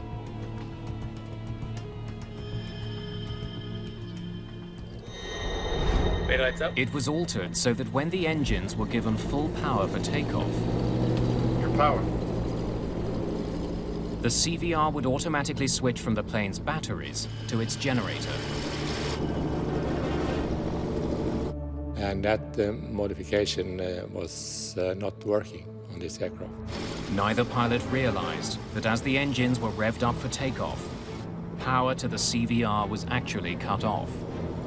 Anytime you get key investigation components such as the cockpit voice recorder and flight data recorder that don't work correctly, it brings into question the thoroughness of the maintenance and also the continued operation, safe operation of the airplanes. The malfunctioning voice recorder and the unpaid catering bill lead investigators to look more closely at the history of the airplane and the company that owned it, Partner Airlines. Partner operated a fleet of mostly older planes that flew to northern European destinations. The Convair that crashed into the North Sea was one of the airline's most recent acquisitions. But the plane itself was 36 years old. It had a complicated history of both ownership and modification. The biggest change was to the plane's engines. The really important modification was upgrading the engines to turbine engines. On prop planes, the propeller moves air backwards, propelling the plane forward. Early prop planes used piston engines to turn the propeller. But turbine engines, which use a series of fans, not pistons, to compress air, generate substantially more power.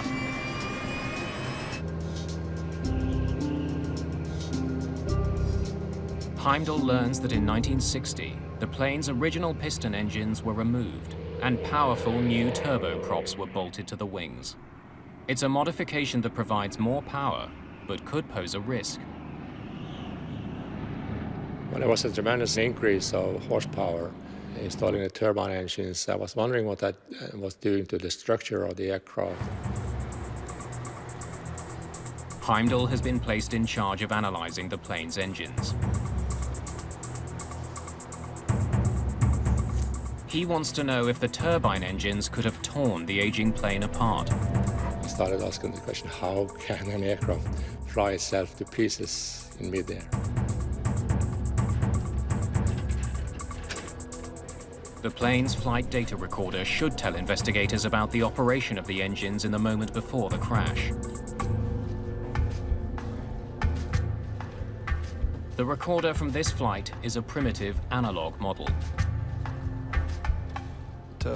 Used a metal foil strip that rotated, and some marking pins actually scratched on the metal surface, on the piece of metal. The antiquated data recorder proves to be another frustration for investigators. It didn't record many of the parameters it was supposed to. But more mysteriously, the needle seems to have recorded certain signals twice. The double line confounds experts who analyze the device.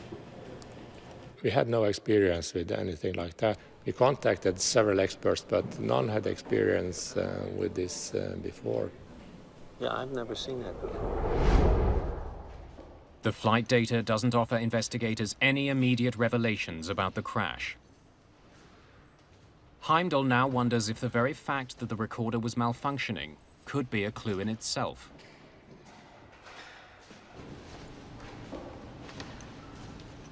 He decides to send the flight data recorder back to the American company that made it for further analysis.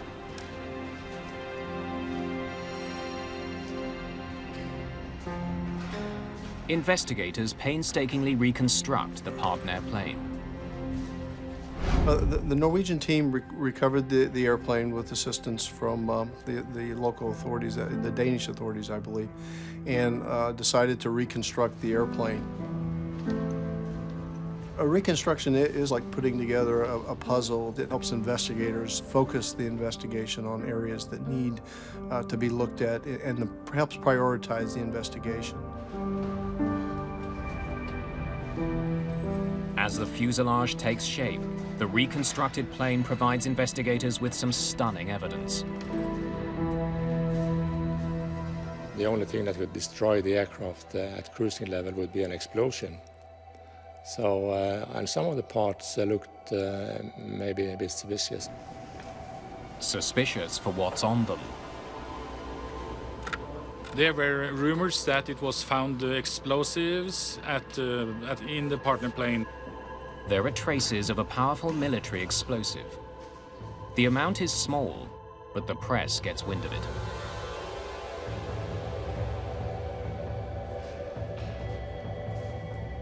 The explosive residue could be from a bomb on board the plane, or from another source. A NATO war exercise called Operation Sharp Spear was taking place that same day near the flight path of Flight 394. One of the pilots I talked to, he said, I guess it might have been the so-called cold rocket, test rocket, might have gone through one of the wings or the fuselage. Many people now wonder if an errant warhead played a role in bringing down the plane. Pull up, terrain. Pull up, terrain. Pull up. But when the explosive residue is analyzed, it's found not to have been from a bomb or a warhead. There simply isn't enough of it on the plane. There was a small sign of explosives, but that was a very low level and looked more like a contamination than anything else. Many battles have been fought off the Danish coast. The sea is littered with old munitions. Investigators believe the plane picked up some explosive residue while lying on the ocean floor. Explosives are ruled out as a cause of this crash. Metallurgist Terry Heaslip has been brought in. He examines the plane's reconstructed tail and makes a startling observation. Pieces of the plane's skin show evidence of damage from overheating. Which means that it was flexing. And you take a coat hanger and you go like that, back and forth. If you hold it close to where it's going to break, you'll burn your hand because you develop heat where you're doing the fatigue. It's the same thing on an airplane. The evidence is pointing to a problem with the plane's tail. Investigators are keen to look at a massive generator recovered from the rear of the aircraft. The auxiliary power unit is housed inside the Convair's rear fin. It's a backup power generator that's usually only used while the plane is on the ground. Heimdall inspects the device and discovers that some melted plastic parts from the plane's cabin have found their way inside the APU's turbine. It gives him an important new piece of information about what was happening on the plane at the moment it failed. Meaning that the cabin had failed when the APU was still operating. The APU should not have been running while the plane was in the air. The fact that it was means the APU could be behind this crash. Investigators try to learn more about what happened on the day of the crash. They interview the mechanic who inspected the plane that morning. He reports that one of the plane's two main generators wasn't working, and that he wasn't able to repair it. Regulations demand that the plane have two sources of power before it's allowed to take off. The first officer comes up with a solution that will allow the flight to leave. He tells the airline that he will use the auxiliary power unit throughout the flight as a substitute for the malfunctioning main generator. Okay, I want you to write this in the logbook. Released for flight with APU generator operative. We'll use the APU to power the left side AC system. APU is coming on.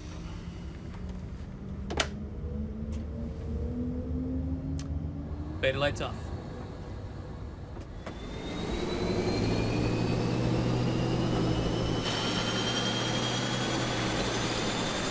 Your power.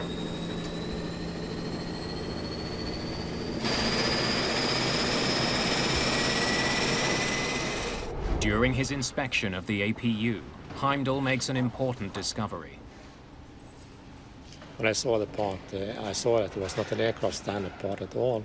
It was made in a very primitive way by a piece of iron and welding it together in a substandard way. He notices that one of the mounts attaching the APU to the plane is broken. The unit contains a rapidly spinning turbine that generates electricity. If it wasn't properly held in place, it could have caused this crash.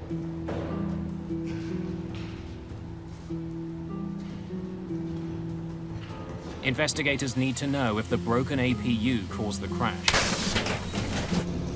They'll soon discover that it's just a piece of a much more troubling puzzle. Investigators have discovered that Partner Flight 394 was flying with a broken APU mount.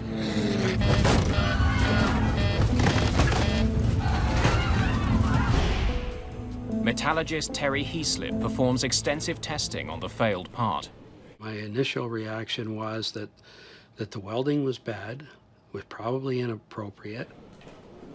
Heaslip wants to know when the strut broke. If it happened during the plane's last flight, it could explain the accident. I could see the impact markings and the progression markings on it that showed that it did not fail in a single overload during this last accident flight. The way the broken mount is worn down also tells Heaslip that the mount holding the APU in place didn't break on the day of the accident. It was broken long before Flight 394 took off. Investigators now need to know what effect the broken mount had on the flight. 40,000 RPMs. Do a lot of damage. The APU is a large gyroscope having a tremendous amount of energy in it when it's rotating. And if that energy is transmitted to the surroundings, the fuselage, the structure, it could impact the whole vibration pattern in the tail. Investigators want to know if anyone had felt vibrations on this particular plane. Interviews with people who flew on it provide some answers. Listen, we appreciate your coming in. Thanks a lot.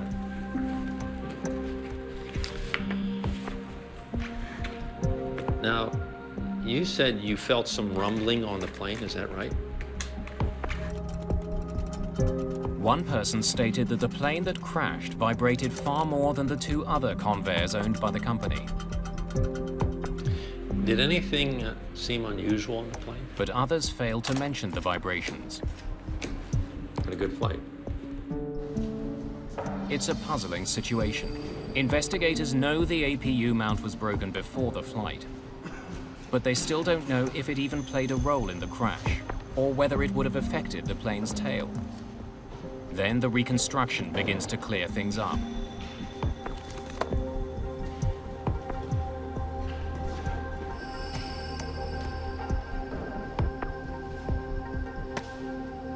Heimdall discovers that two doors from the plane's tail have not been found. When we reassembled the parts from the tail, we saw that the rudder had been torn apart in two major pieces and some parts were missing. In particular, the doors between the fin and the rudder were missing. The shroud doors are two small doors located on the vertical fin of the plane. They provide mechanics with access to weights inside the fin that control the rudder's movement. Heimdall makes a dramatic find about the doors themselves. They were constructed with an aluminium honeycomb liner. From his days in the Air Force, Heimdall knows they have a unique property. This is thin aluminum foil, as you know, and it has the good reflective properties for radar, and it's very light. The military use it to disturb radar signals, call it chaff. Investigators now realize that the unidentified object picked up by Swedish radar was probably a piece of one of the shroud doors. But when we connected the missing doors and honeycomb with the radar data, we knew that it had happened up at cruising altitude, because the slow-falling object had come from very high level, cruising altitude practically. Investigators conclude that the tail began to break apart at 22,000 feet before it plummeted from the sky. But why had the doors fallen off in mid-flight? Whatever caused the shroud doors to tear off likely caused the crash.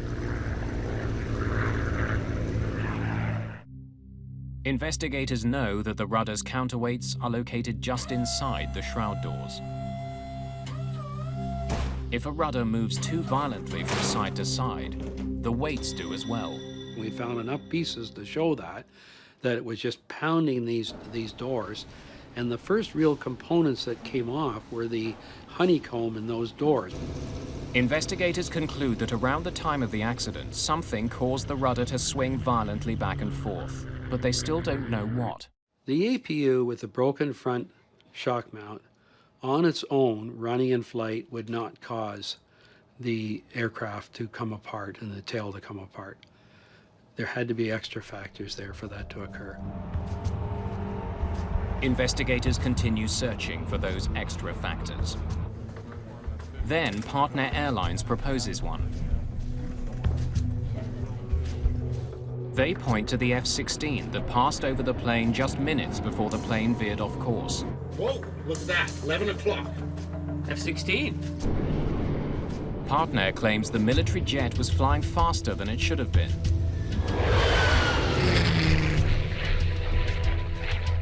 They also believe that it came much closer to the flight than officially reported. Partner, they contacted the Swedish investigator, and he came out with the answer that the F-16 could probably have gone through the sound barrier as it passed just over the partner plane. When a fighter jet or any other plane breaks the sound barrier, you have this pressure wave, and their theory was that this pressure wave just got the plane to disintegrate in the air. But the Norwegian F-16 pilot testifies that he was more than 1,000 feet above the Convair when he passed it. Investigators calculate just how close the F-16 would have had to be in order to seriously disturb Flight 394. They determined that for the F-16's pressure wave to have affected the Convair, it would have had to fly within a few meters of the plane. There's no evidence the two planes were ever that close. Okay, good work. 90% of the plane's wreckage has been recovered from the sea. But investigators still don't know what caused the Convair's tail to come off in midair.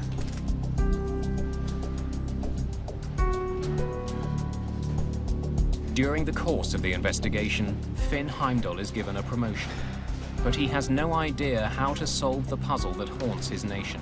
They asked me to be in charge of the rest of the hardware investigation. I was standing in a heap of wrecked parts and thinking I'll never get to an end of this. Investigators get a break when the faulty flight data recorder is analyzed in the United States. The manufacturer has asked its top expert to come out of retirement and examine the device. Manufacturer Fairchild referred us to a previous employee, and we found him in California. The expert tells investigators that the needle that was supposed to be recording the plane's altitude was shaking so much that it was leaving another mark on the foil. But then he goes one step further. The FDR has a capacity to record for hundreds of hours. By unspooling the metal foil completely, he sees that the FDR has been vibrating severely for months. We saw that this had happened something like 360 operations hours before the accident. I had never seen an abnormality like that before, and it took us a while to figure out what was going on here. It now seems the APU wasn't the only thing vibrating on this plane. Investigators decide to chart the history of the vibrations chronologically. They notice an unusual change in the pattern of vibrations. 2 months before the crash, the vibrations suddenly stopped for a number of weeks. Virtually no vibrations for at least 16 flights. It was increasing intensity and frequency up to the summer of '89. And then the pattern changed. After getting better, the pattern of vibrations got worse again, right up until the crash. What happened here? Investigators now need to find out what changed on the plane during the 2-week period when the vibrations stopped. Why was it out of service? Where was the work done? The airline tells investigators that during that time, the plane was receiving a major overhaul in Western Canada. Thank you. We'll be in touch.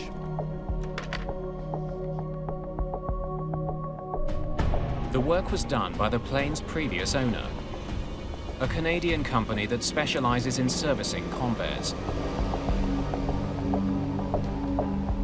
During the various test flights there, the FDR recorded almost no excessive vibrations.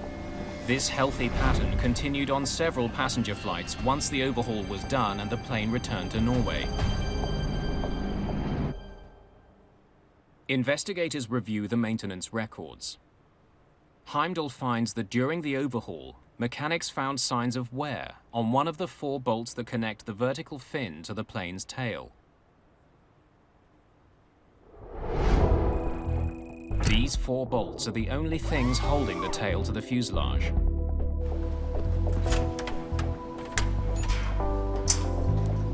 During the overhaul of the Convair in July of 1989, a mechanic replaced one of the 4 bolts.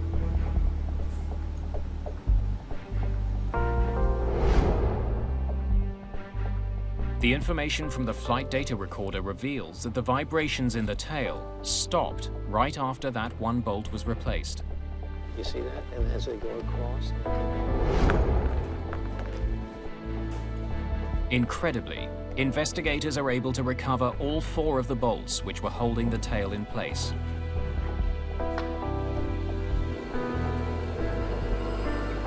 Terry Heaslip thoroughly analyzes the bolts. He makes a final stunning discovery. The 3 bolts that weren't replaced were not approved parts. We did metallurgical testing and we did mechanical testing. And by doing all of these analyses, we worked out that the 3 of the assemblies were not up to scratch. They were bogus assemblies. His analysis shows that the faulty bolts were incorrectly heat-treated when they were made. As a result, they are only 60% as strong as they should have been. Investigators finally know why the tail was vibrating for months. Got something for me? 3 of the bolts holding it in place were too weak. They just weren't hard enough. Unbelievable. 3 bolts holding the tail to the rest of the plane were not authentic parts. They were well-disguised fakes. The weak bolts mean investigators now must answer a critical question. Why didn't the tail come off in the previous 16 flights where it vibrated excessively? Why this last flight? Investigators already know that on the day of the accident flight, a power generator wasn't working, and that the pilots improvised a solution. Okay, I want you to write this in the logbook. Released for flight with APU generator operative. We'll use the APU to power the left side AC system. APU is coming on. The pilots didn't realize that the APU mount was broken and the motor was vibrating considerably. Their decision to run it throughout the flight made a bad situation worse. The reason why things got bad on this particular flight is that the APU was literally floating on 2 mounts instead of 3. This, along with the faulty bolts, created even more vibrations in the tail of the plane. And when you get the 2 of them shaking, if they ever get into sync, what we call resonance with each other, disaster.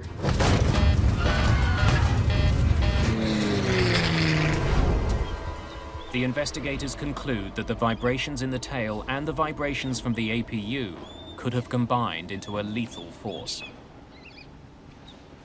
Now, this is what we got from the guys at MIT. Technically, the vibrations could have torn the plane apart. If the 2 loose items start to vibrate in the same frequency, Now you're going to get, or a multiple of that frequency, you get what's called coupled harmonics. And the one vibration is feeding the other one. They're feeding each other and making each other worse and worse. The most famous example of coupled harmonics occurred on the Tacoma Narrows Bridge in Washington state in 1940. The newly built steel and concrete bridge began swaying lengthwise, and then a crosswind started dipping it left to right. The two vibrations moving in different directions combined to create a violent twisting motion that tore the bridge apart. Investigators calculate that the same effect tore apart Flight 394. And we said, my gosh, that's exactly the phenomenon we have here. This lethal combination of vibrations caused the tail to sway back and forth so violently that the rudder jammed to the left.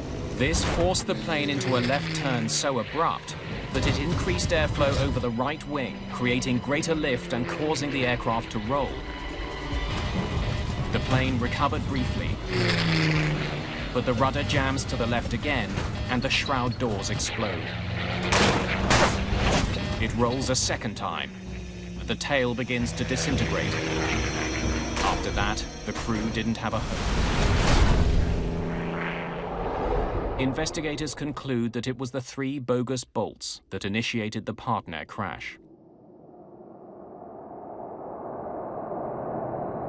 And I looked at that and said, man, oh man, how could that be in a crucial component, a crucial fitting like that in the tail? I couldn't believe it. The report on Partner Flight 394 sends shockwaves throughout the aviation industry. It's the first time that a fatal plane crash has been linked to unapproved spare parts. It raises a frightening question.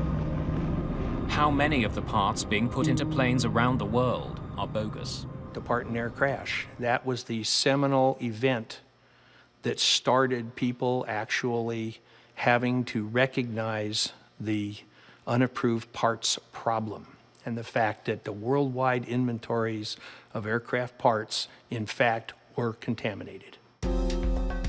There are 6 million moving parts on a 747 alone. The spare parts business is a $45 billion industry. And at the time of the crash, that industry was largely unregulated. Mary Schiavo is the former Inspector General of the Department of Transportation, the agency that oversees the FAA. No one knew how large the problem was. They knew it was a problem because of a crash, but how big was the problem in the United States? So we set out to measure it. We started by auditing the FAA's own parts bins. And the FAA's own parts bins contained 39% bogus parts. What we found is if the parts had come from a parts broker, which was a huge percentage of the parts supply industry, 95% of them were not authentic. The FAA would soon find bogus parts on an airplane widely considered to be the most secure plane on Earth.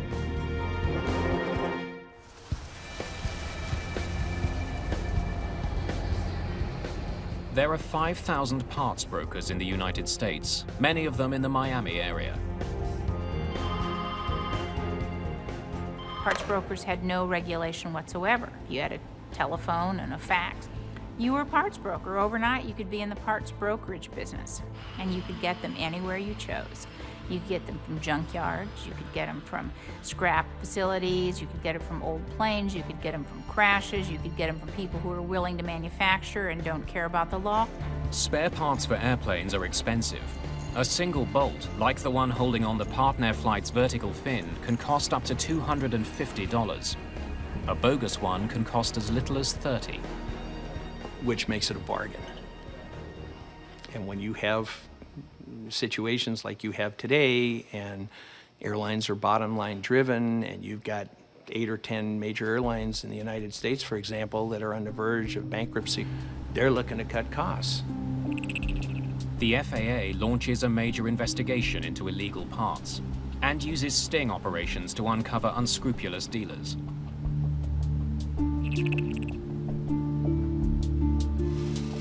Investigators uncover a black market industry that makes thousands of worn and inferior parts look brand new. These are really good counterfeits. It's very difficult to tell. At the time of the Partner accident, there were checks and balances in the system that were supposed to keep bogus parts from getting on major airlines. For instance, each spare part needs someone's signature to verify its authenticity. It has to have some documentation that states that it's airworthy. It has to have a maintenance release by some certificated entity. But investigators discover that in addition to a huge market in spare parts, there's also a burgeoning market for counterfeit FAA tags.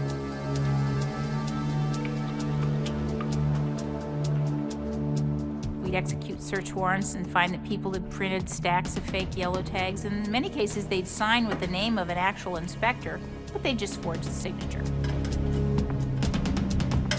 The tag in this business is worth more than the part. At first, investigators believe the problem is mostly with smaller airlines. Smaller operators and repair stations are usually the people who are most vulnerable to this aftermarket broker parts problem. They're shocked when they discover that bogus parts have been found on what is supposed to be the most tightly controlled plane in the world, Air Force One.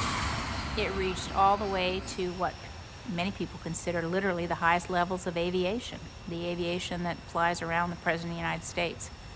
Supposedly in an airtight supply chain, we had bogus parts cases that touched those aircraft.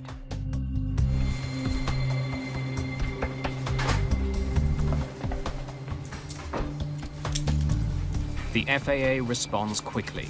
More than 100 dealers are arrested. With every conviction, we were able to raise the level of awareness, not only of the problem, but of the severe consequences if you want to risk somebody's life. And I actually think that the most important thing that we did was get criminal convictions. As a result of their investigation, the FAA institutes a much more rigorous system for documenting airplane parts. They threaten airlines with criminal charges if they knowingly accept bogus parts. Things are different today because we have a whole body of regulations, much more than we had in the 80s and 90s even, to address the problem. You have to get the mechanic who's actually got the wrench in his hand to a point of sophistication where he's knowledgeable enough to smell a bad part, to smell a bad piece of paper. And it is possible to do. The new regulations achieved their goal. In the 2 decades following the crash of Partner 394, there wasn't a single fatal accident attributed to bogus parts.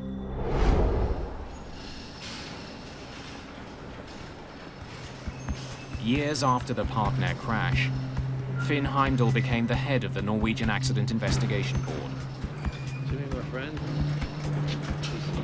It was a major puzzle that an aircraft, for no obvious reason, could more or less disintegrate in midair. His report into the accident resulted in major changes that likely saved lives. That's the positive thing, but the negative, of course, is the tragedy, the personal tragedy to many people. One of the smallest parts on a Norwegian charter plane failed in 1989. Because investigators found the cause of that accident, passengers around the world are safer. Less likely to be on a plane that's fitted with bogus parts.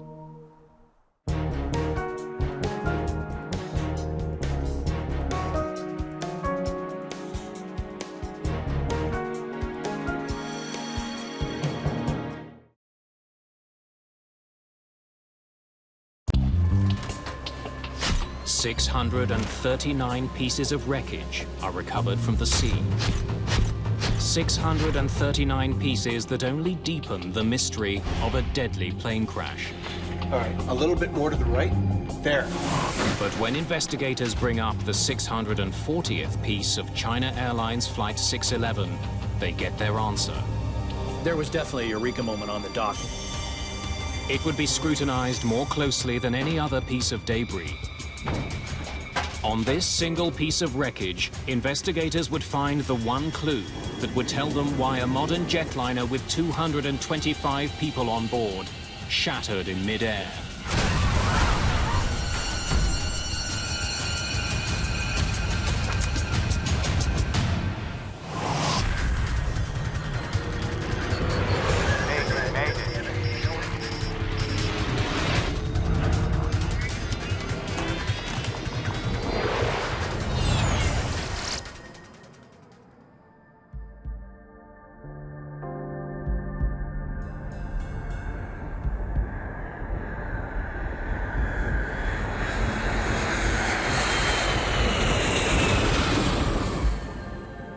Feet.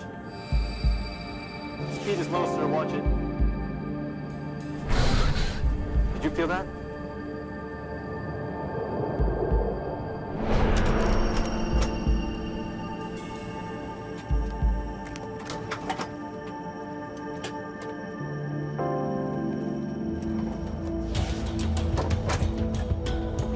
Target control, descend and maintain. Echo Foxtrot, 126. And 608. May the 25th, 2002.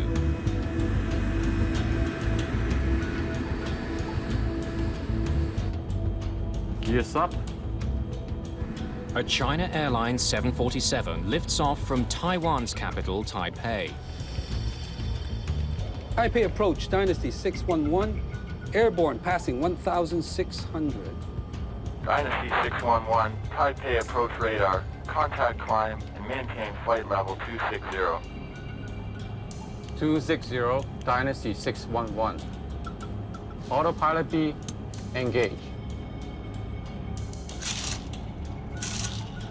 China Airlines is Taiwan's national airline. There are 225 people on board Flight 611. Today's flight is a short one, 1 hour and 40 minutes across the Taiwan Strait to Hong Kong. This route is one of the most widely traveled on the planet. It makes so much money, it's called the Golden Route. Ladies and gentlemen, the fasten seatbelt sign has been turned off. For your safety, we do recommend that you keep your seatbelt fastened at all times while seated.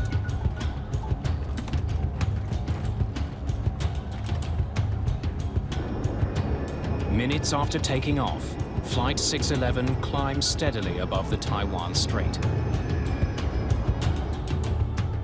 The plane's autopilot controls the ascent. And then, 20 minutes after taking off, at an altitude of almost 35,000 feet,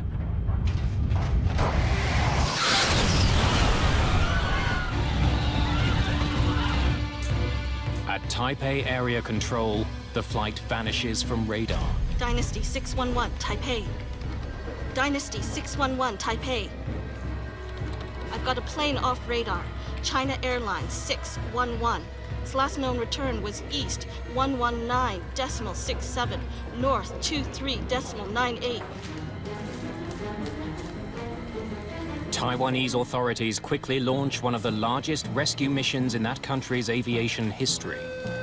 本时段备勤同仁，本时段备勤同仁，请立即至值班室集合。科研麻烦你帮我。海顺动幺，海顺动幺，呼叫远方动幺，听到请回答。我是同时下达。I gave a clear order that the priority would be searching for whoever was still alive, then bodies, and then, only then, wreckage. 务必全力以赴。 More than 1,000 people take part. Fishing boats, the Coast Guard, and Taiwan's military race out to sea. Flight 611 was 55 kilometers from the Taiwanese shore, just north of the Penghu Islands, when it disappeared.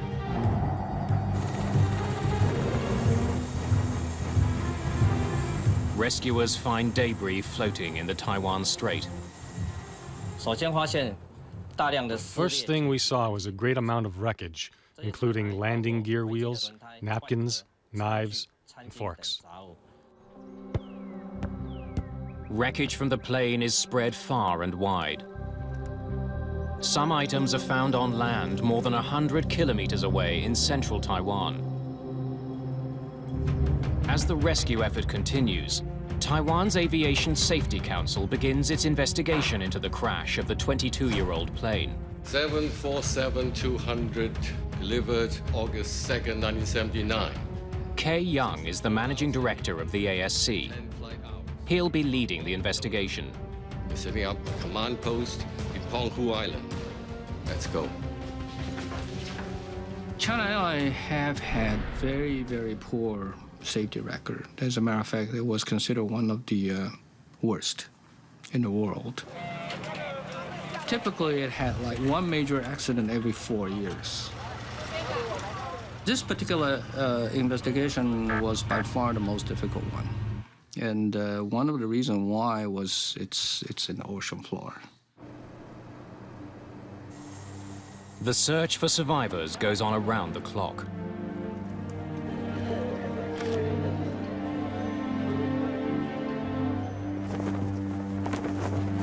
There were 225 people on the airplane. Nobody is found alive.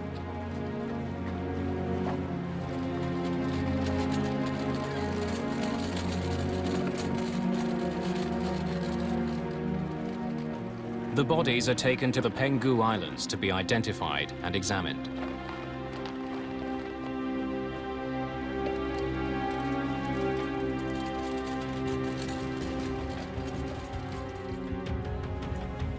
Since the accident involved an American-made plane, the NTSB joins the investigation. A team of investigators is dispatched to Taiwan. They'll be led by John DeLisi in Washington. We have a very good working relationship with the ASC, the Aviation Safety Council of Taiwan, so we knew that they would ask for and welcome our assistance in the investigation. Wreckage that's found floating is also brought to the Penghu Islands. Investigators need to know how one of the world's most successful planes, on one of the world's most traveled routes, simply fell out of the sky. Well, the Boeing 747 is the world's most popular jumbo jet, and it's flown millions of people, probably billions of miles. We were very concerned. Good morning. I'm anxious to see what you have. Sophisticated ground-based radar tracked Flight 611 throughout its short journey. It should provide investigators with a much clearer picture of the flight than the radar at air traffic control. Kay Young gets the first major clue in this case. The radar tracked the plane as it climbed on course to 35,000 feet. Then suddenly, Flight 611's signal split apart. The breakup is quite graphic.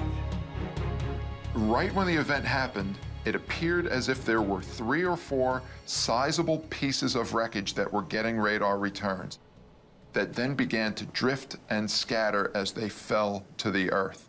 So that told us that the airplane broke up in flight.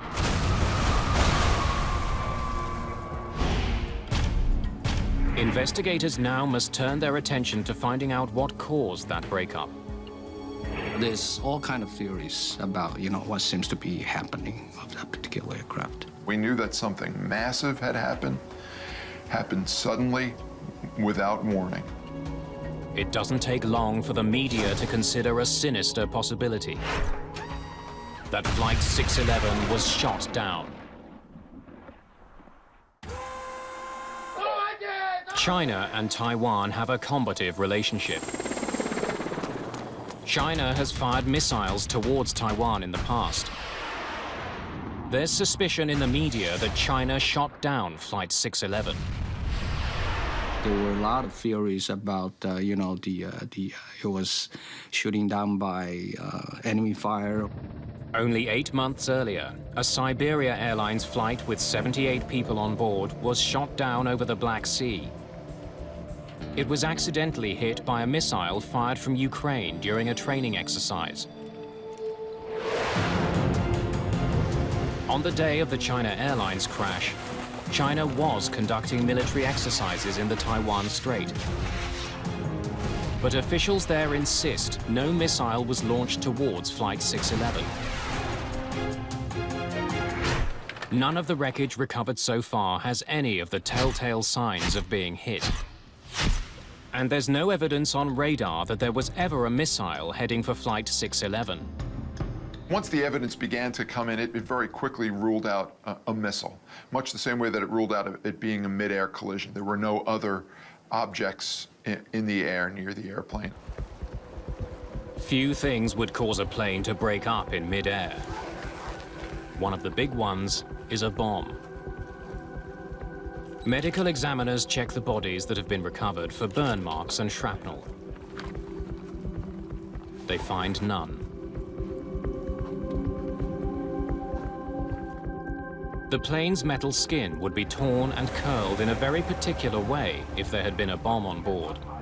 Investigators find no such damage on any of the pieces. But to rule out a bomb, they'll have to find more wreckage. I think that'll be it for floating wreckage. The team from the NTSB arrives in Taiwan. Morning, I'm Clint Crookshanks from the NTSB. Hello. Good to see you, gentlemen. I'm afraid we still don't have much. Clint Crookshanks is a structural engineer who knows the 747 intimately.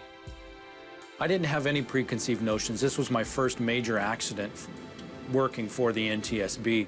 We are not getting much from the floating debris. In-flight breakup. That's all we know. Taiwan's Civil Aeronautics Authority doesn't take any chances.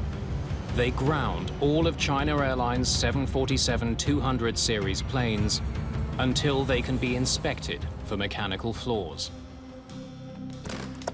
This puts added pressure on investigators to find out what happened.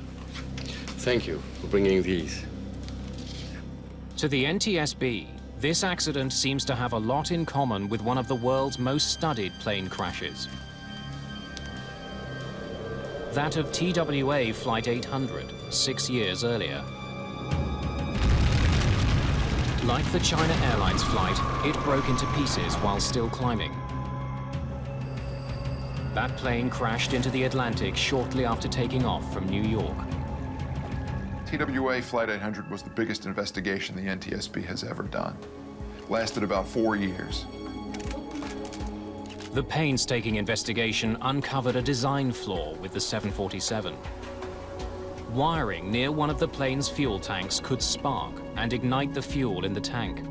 Investigators conclude that's what likely caused the crash.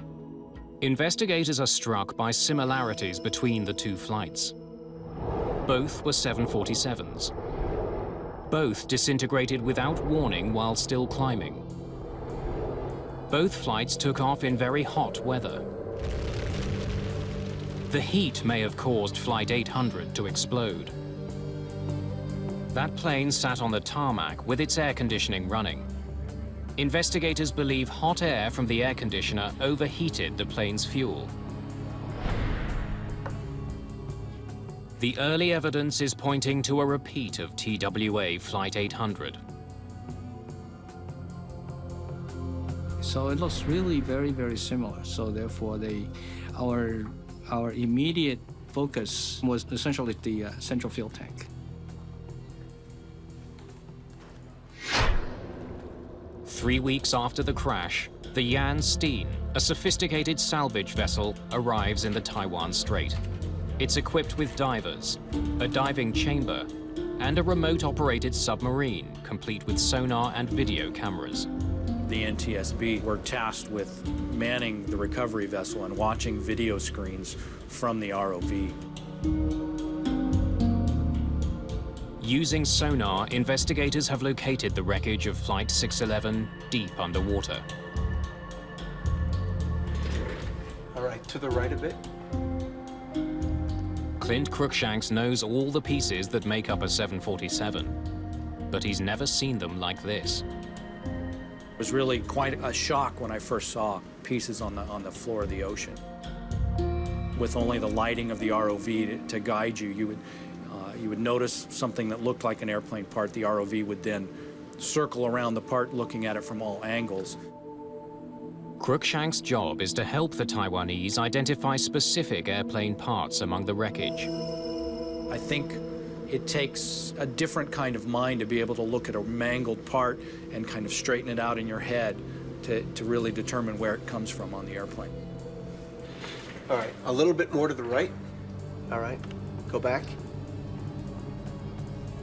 There, okay, that's definitely a piece of wing. Let's mark it. Once a piece is identified, its GPS coordinates get recorded. The GPS mapping tells investigators that the debris is spread out over 325 square kilometers. It will be difficult to track down specific pieces of the plane. 25 days after the crash of Flight 611, the plane's 2 black boxes have been found. One contains voice recordings of conversations in the cockpit. The other, data from the plane's flight computer. Either could hold the clues that will reveal what happened during the final minutes of the flight. If the answer is on the tape, investigators may not have to bring up more wreckage to the surface. The data is critical. Everybody ready? Investigators begin with the plane's cockpit voice recorder. They hope that the pilots will have said something to each other about an emergency on board. Welcome aboard, China Airlines. The recording begins about 10 minutes before the plane took off. 20. Preparations for the flight sound normal. Okay, after start checklist. After start, anti-ice. The crew checks all their systems and runs through standard checklists. Off. Off. It was very, very experienced crew. Both the captain and the first officers were quite seasoned. Dynasty 611, runway 06, wind 050 at 9 are cleared for takeoff. Clear for takeoff, Dynasty 611. Takeoff.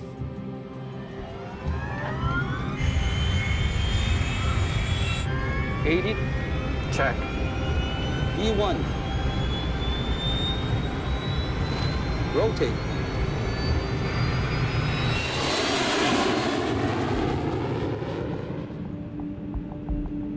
Flap 5. 1 green. Okay, flap up. Investigators listen to more than conversations. They also want to hear if the plane itself was making any unusual sounds. Noises on the cockpit voice recorder can either be audible spoken words that are recorded by a microphone, or they can be structural discrepancies that are picked up by the microphone. Taipei Control, send If anything, though, this cockpit is unusually quiet. Midair 608, reduce speed 210 knots. The captain seems relaxed. 200 knots, roger. Airway 608. The microphones pick up the sound of controllers talking to other planes. And Asia 536, fly heading 050. Heading 050. In the moments before the disaster, nothing seems wrong. There are no unusual sounds. Now descend and maintain 250. The final words spoken in the cockpit are from Captain Yi Cheng-fung. 2,000. He calls out the distance to their cruising altitude. That's followed by the sound of a chime, alerting the crew that they're nearing 35,000 feet. And then the cockpit microphone picks up the sound of the plane breaking apart. Half a second later, the recording stops. The cockpit voice recorder indicated that the conversation of the cockpit crew were totally normal, and all of a sudden just died.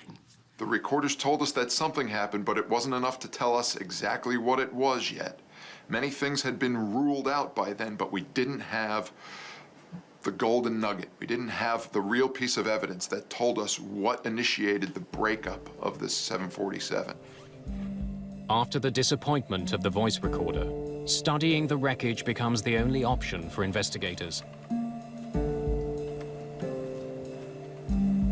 They focus their efforts on items that can either prove or disprove the link to TWA Flight 800. So we play a lot of focus on the wreckage observation, examination of the central fuel tank. On July the 12th, 48 days after the crash. Okay, whoa, whoa. A little to the left, please. Success. All right. That's definitely the central fuel tank. Okay, let's mark that. Let's bring that up.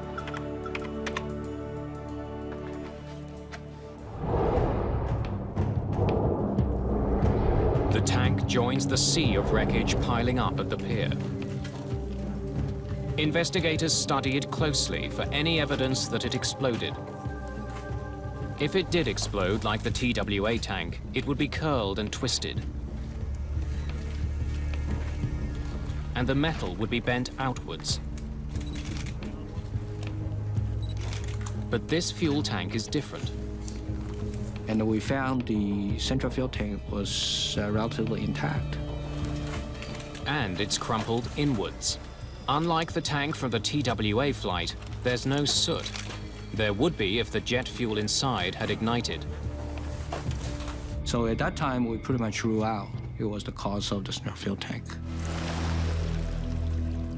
The wreckage recovered so far has also forced investigators to abandon another theory, that a bomb brought down the plane.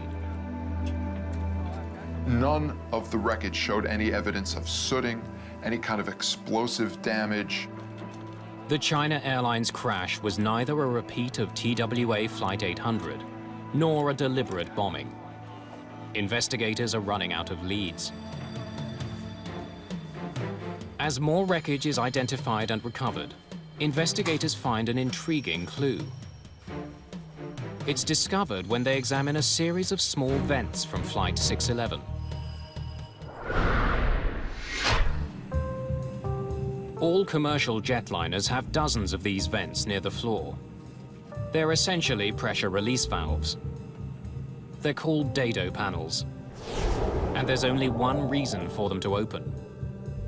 If the cargo area underneath the passengers were to suddenly decompress, the pressurized air above would exert so much force on the floor that it could collapse and damage vital flight controls. That's precisely what happened to a Turkish Airlines flight in 1974.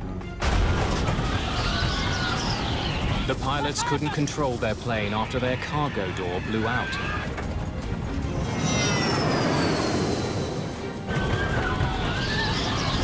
We've lost it! If the floor on that flight hadn't collapsed, the pilots may have been able to save the plane.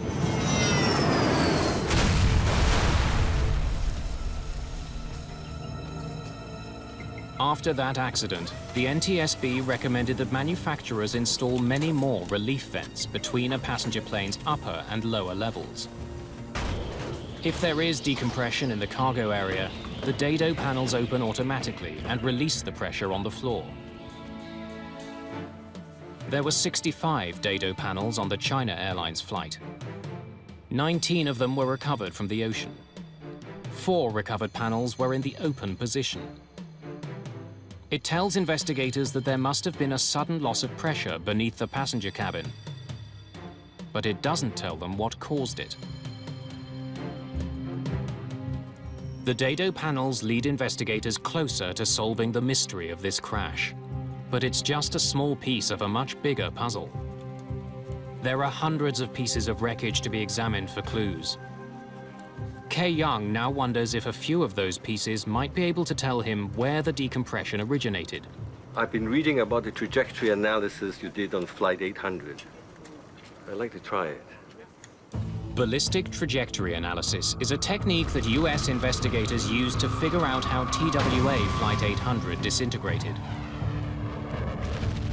It's impossible to do without specialized computers.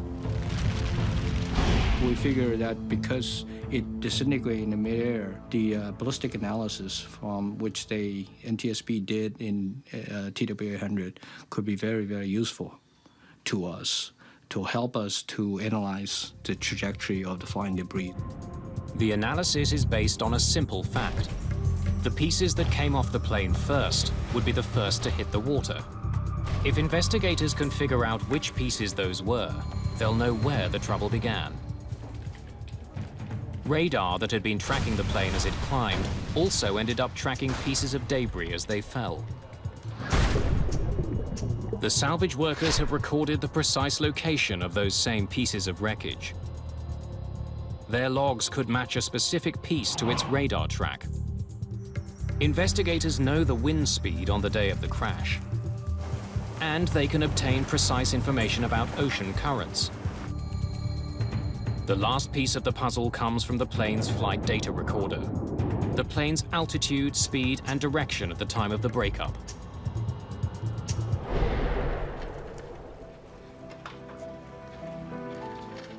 As they're brought to the dock, every single piece of wreckage has been logged and numbered for identification. 327. Kay Young selects 18 pieces of wreckage for the computer analysis. Some from the front, some from the middle, and some from the back of the plane. 199. Along with all the other data, he'll feed information about each item's weight and shape into the computer. 526. Based on where the pieces fell, the computer should be able to calculate which of those 18 pieces was the first to come off the plane. Can we see when each one of those items separated from the aircraft?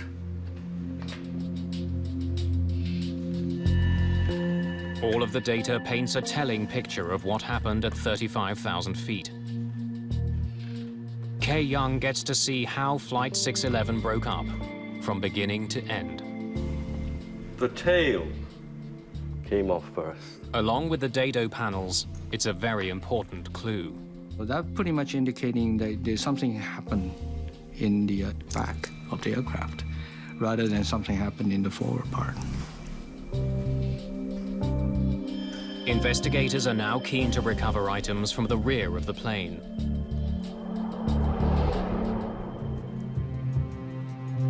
Hundreds of pieces of wreckage are piling up at the pier on the Penghu Islands. The NTSB sends metallurgist Frank Zakar to Taiwan to examine the wreckage. I was walking along the yard where the wreckage was placed, and at that time I walked up to item 640 and noticed that there were some peculiar areas of interest that I wanted to look at a little bit further. With this battered piece of metal, investigators have struck gold. There was definitely a eureka moment on the dock. That was, hey, we might have something here. Hey, it's Frank. I think we found your golden nugget. Item number 640 would give investigators a revealing glimpse into the past and lead them to conclude that the crash of Flight 611 actually began 22 years earlier.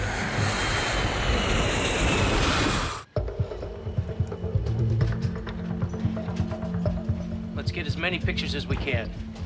The massive piece of fuselage that has caught Frank Zakar's attention is exactly what investigators have been searching for. It includes a piece of the belly, the sidewall, and the rear cargo door. It's from the back of the plane, precisely where the analysis told them the breakup had begun. This piece of wreckage was highly unusual. It wasn't what we were seeing on all the other pieces, and it immediately drew our attention and drew the focus of the investigation. The way most of the metal is torn suggests it ripped apart violently in midair. Aerodynamically, as an airplane's moving through the air, if it were to break apart, just the force of the incoming air at over 500 miles per hour will just break up perfectly good structure. That's what we call an overload fracture. So most of the pieces that came up early were just indicative of that kind of overload. When metal breaks due to overload or overstress, it comes apart at an angle. But the fractured edges of piece number 640 aren't angled, they're flat. What do you think? It's definitely not overstress. It's metal fatigue. Fatigue fractures happen when metal is stressed repeatedly over time until it breaks. It looks very different from a stress fracture. Typically, a metal fatigue crack will have a flat appearance. It'll be very smooth. That's exactly the kind of crack that investigators observe on piece number 640. That tells them it didn't break off the plane suddenly as it fell from the sky. This piece separated from the plane over time. Had it caused the deaths of 225 people? There was much more work that needed to be done. A detailed analysis of the piece had to be done in order to see if this in fact was the smoking gun. There's something else about this piece that stands out. It has a metal patch on it. It's called a doubler plate. It's the equivalent of a patch on a punctured tire.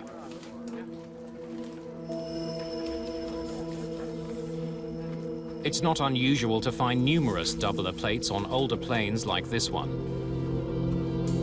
A doubler plate is like a patch that you put over fuselage skin. If there were to be a tear or a blemish, a crack identified, you'd want to repair the fuselage back to its original strength, and one way to do that is to put a doubler plate or a patch right over the existing structure. At some point, this section of the 747 had been repaired. Investigators need to know why it was fixed and how that was done. We're looking for repair to the aft lower lobe. Whatever it was vague. Investigators sift through 22 years of documents. But the records are sketchy. Finding details on one particular repair could take time. There's something about this particular doubler that catches Frank Zakar's attention. The outside of the fuselage contained longitudinal streaks that appeared to emanate from between the doubler plate and the skin. Something is leaking from underneath the metal patch. Was there a possibility that the skin had broken, cracked, and was there any fuel or air coming out from between the doubler and the fuselage? And that warranted further examination. Let's cut it from here to here and send this piece to Chongshan. In order to see what's underneath the doubler, a large section of piece 640 is sent to a lab. No evidence has been found of structural or mechanical problems with Boeing's 747-200 airplanes. Taiwanese aviation officials have no reason to keep the planes on the ground. The Chongshan Institute of Science and Technology is a military research facility. It's at the forefront of Taiwan's space program.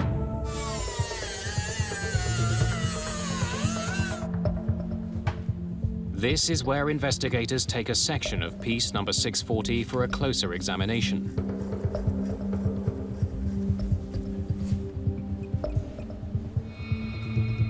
The NTSB's Frank Zakar finds a telling clue on the crack itself.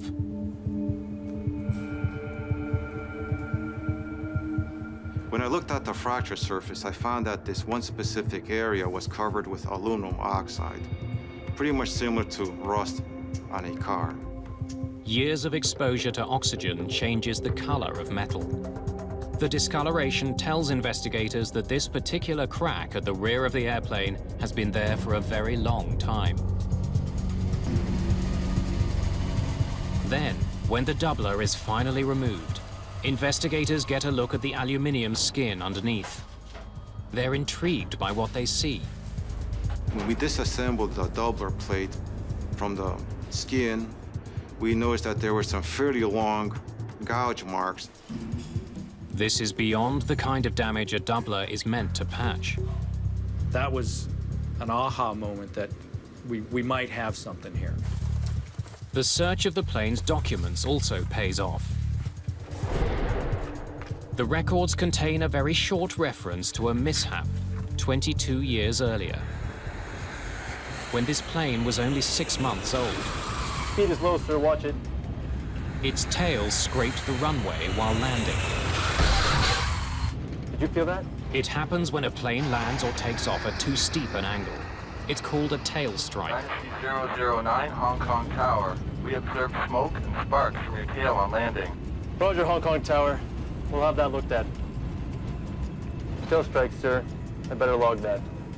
It is a relatively common occurrence. It's not a good thing. Some airplanes even have what's called a bumper in that portion of the aft fuselage, so that if the tail ever does get too close to the ground, instead of sacrificing skin from the fuselage, you might have the sacrificial bumper that will take that wear.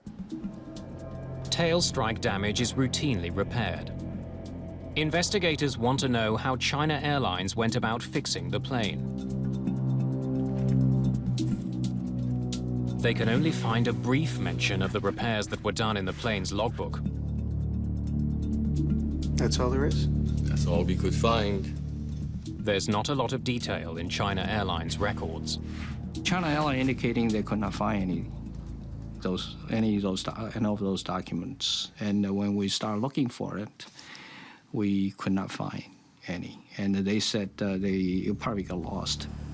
The documents that do exist show that the day after the tail strike, China Airlines did a temporary repair. Workers attached a large aluminium plate over the damaged area. What do we know about the permanent repair? It doesn't get much better. A more permanent repair was to be carried out within 4 months. This is what we got. The maintenance records indicated that the permanent repair was done in accordance with Boeing recommendations in their structural repair manual. Evidence that we uncovered indicate that the repair was not done per the Boeing repair manual. According to the manual, many of the scratches on the plane were too deep to be repaired. The entire damaged section should have been cut out and replaced. You have to follow certain procedures, and the Boeing structural repair manual indicating very clearly what you should do, step by step. 22 years later, investigators can tell that for some reason the damaged piece was not replaced. The scratches from the tail strike are still there. China Airlines engineers tell investigators that the scratched area was too large to cut out, so they sanded the scratches down instead. In the event of scratching, it depends on how deep the scratches are. If they're not very deep, they can be blended out. But if the scratches are too deep, the repair technique that's called for is to actually cut out all of the scratched material and then design a doubler patch that's larger by a big percentage of the structure that was originally removed. The scratches weren't sanded down or cut out. They're still there. Maintenance workers then made one final mistake. They put the doubler plate right over the scratched material. The doubler plate that they put on was not 30% larger than the affected area. In fact, it was barely, maybe not even in certain locations, larger than the area that was scratched. Even though the repair wasn't done according to Boeing's instructions, the way it was logged made it seem like it was. So for 22 years, anyone reading that entry would assume the damaged area had been cut out as it should have been. Pieces were really starting to fall into place now. Once we saw this piece of structure that had the fatigue cracks in it, and we realized that it came from a structural repair that was not done properly, that was left to fly for 20 years. Airborne passing 1,600. Things began to make sense. By covering an improper repair with a doubler, and then documenting the repair as meeting Boeing standards, the workers made their mistake impossible to detect. What was so insidious about this improper repair was that the doubler plate hid all of the damage. So if you weren't there watching them do this repair improperly, you wouldn't know that it was done improperly. You would have assumed that the structure underneath had been cut out the way it was supposed to. And every time the plane took off over the next 20 years, the concealed problem got worse and worse. The air inside a commercial airplane is pressurized. As the plane climbs, air is forced into the cabin to keep the pressure inside the plane greater than the pressure outside. It's like inflating a tire. The inside air pushes against the plane's skin. Each time the airplane pressurizes, pressure built up inside the fuselage of the airplane, that crack could open up for a certain amount of inches or microns or millimeters. The plane's skin expanded and contracted a little bit every time. Because they weren't properly repaired, the cracks grew and spread. Eventually, the crack grew into a stunning 2.3 meters. If you were charting the crack, you would have seen very slow growth early, but as time went on, the growth was getting bigger and bigger. A small scratch had grown into an enormous problem. Then in May 2002, as Flight 611 climbed, that problem killed 225 people. As the airplane climbed in altitude and the fuselage was pressured, that put enough strain on this growing crack that it reached its critical length. And from there, it just spread like a spider web. It went in all directions, and it probably looped all the way around the fuselage to the point where the entire aft section of the airplane just broke off from the rest of the structure. The plane went into a steep dive. The force of the air on what was left of the plane quickly ripped it to pieces.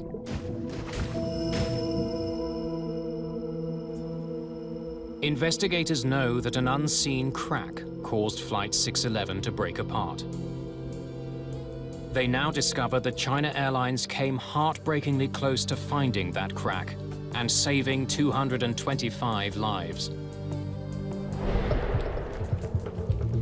The China Airlines 747 was in regular service for 22 years following the improper repair to its skin. It took off and landed more than 20,000 times. Over the years, mechanics would have scrutinized the plane.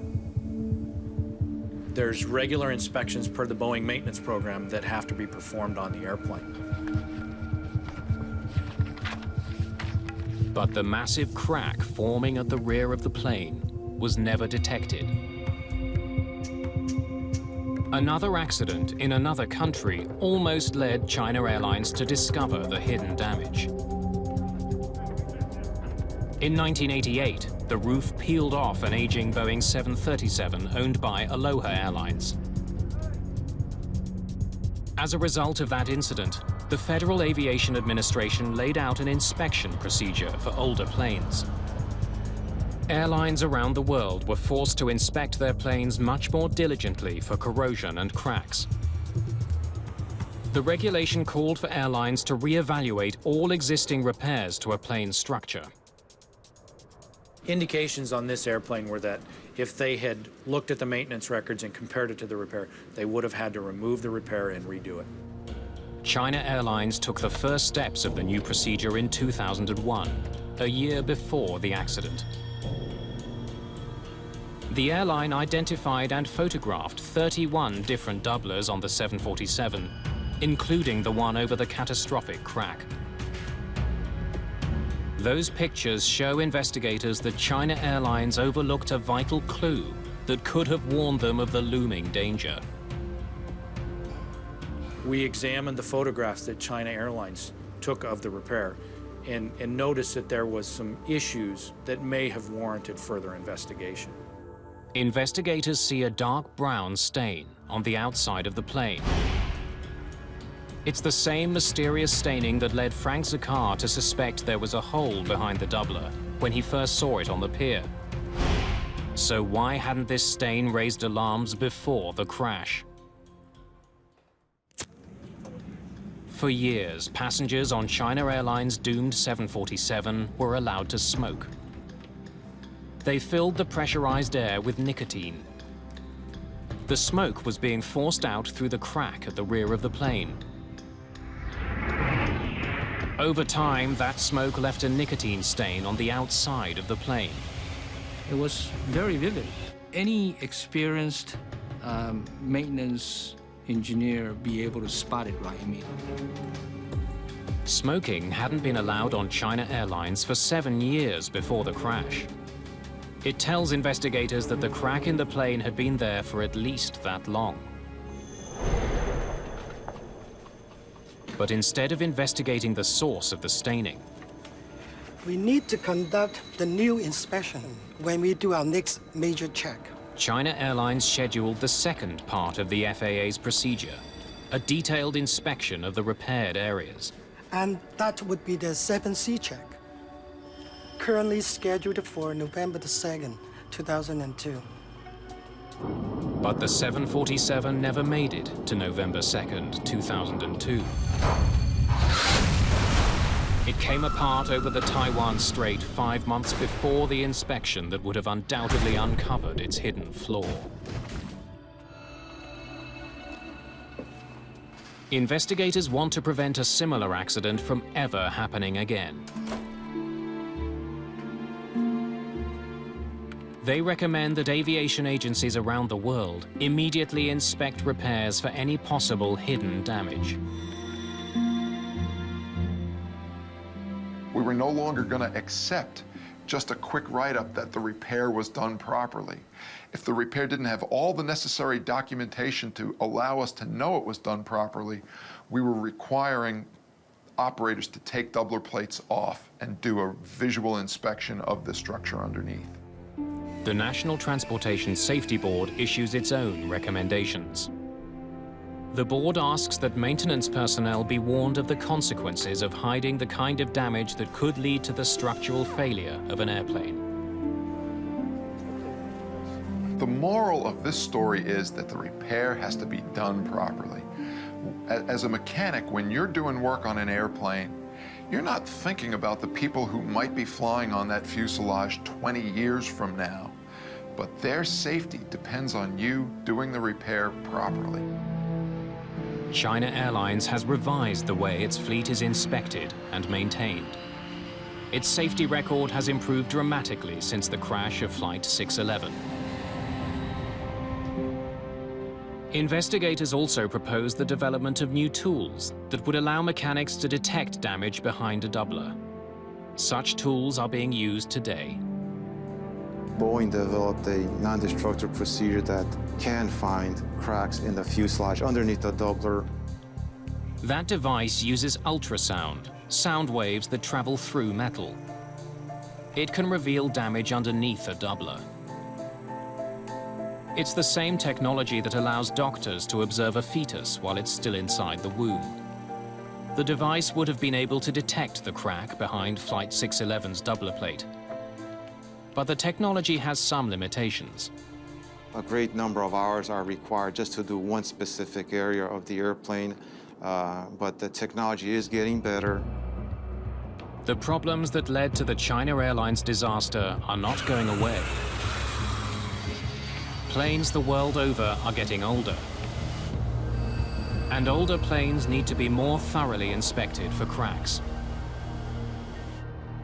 6 years after the China Airlines crash, Southwest Airlines in the United States was hit with a record-breaking fine. $10.2 million for missing inspections designed to find cracks.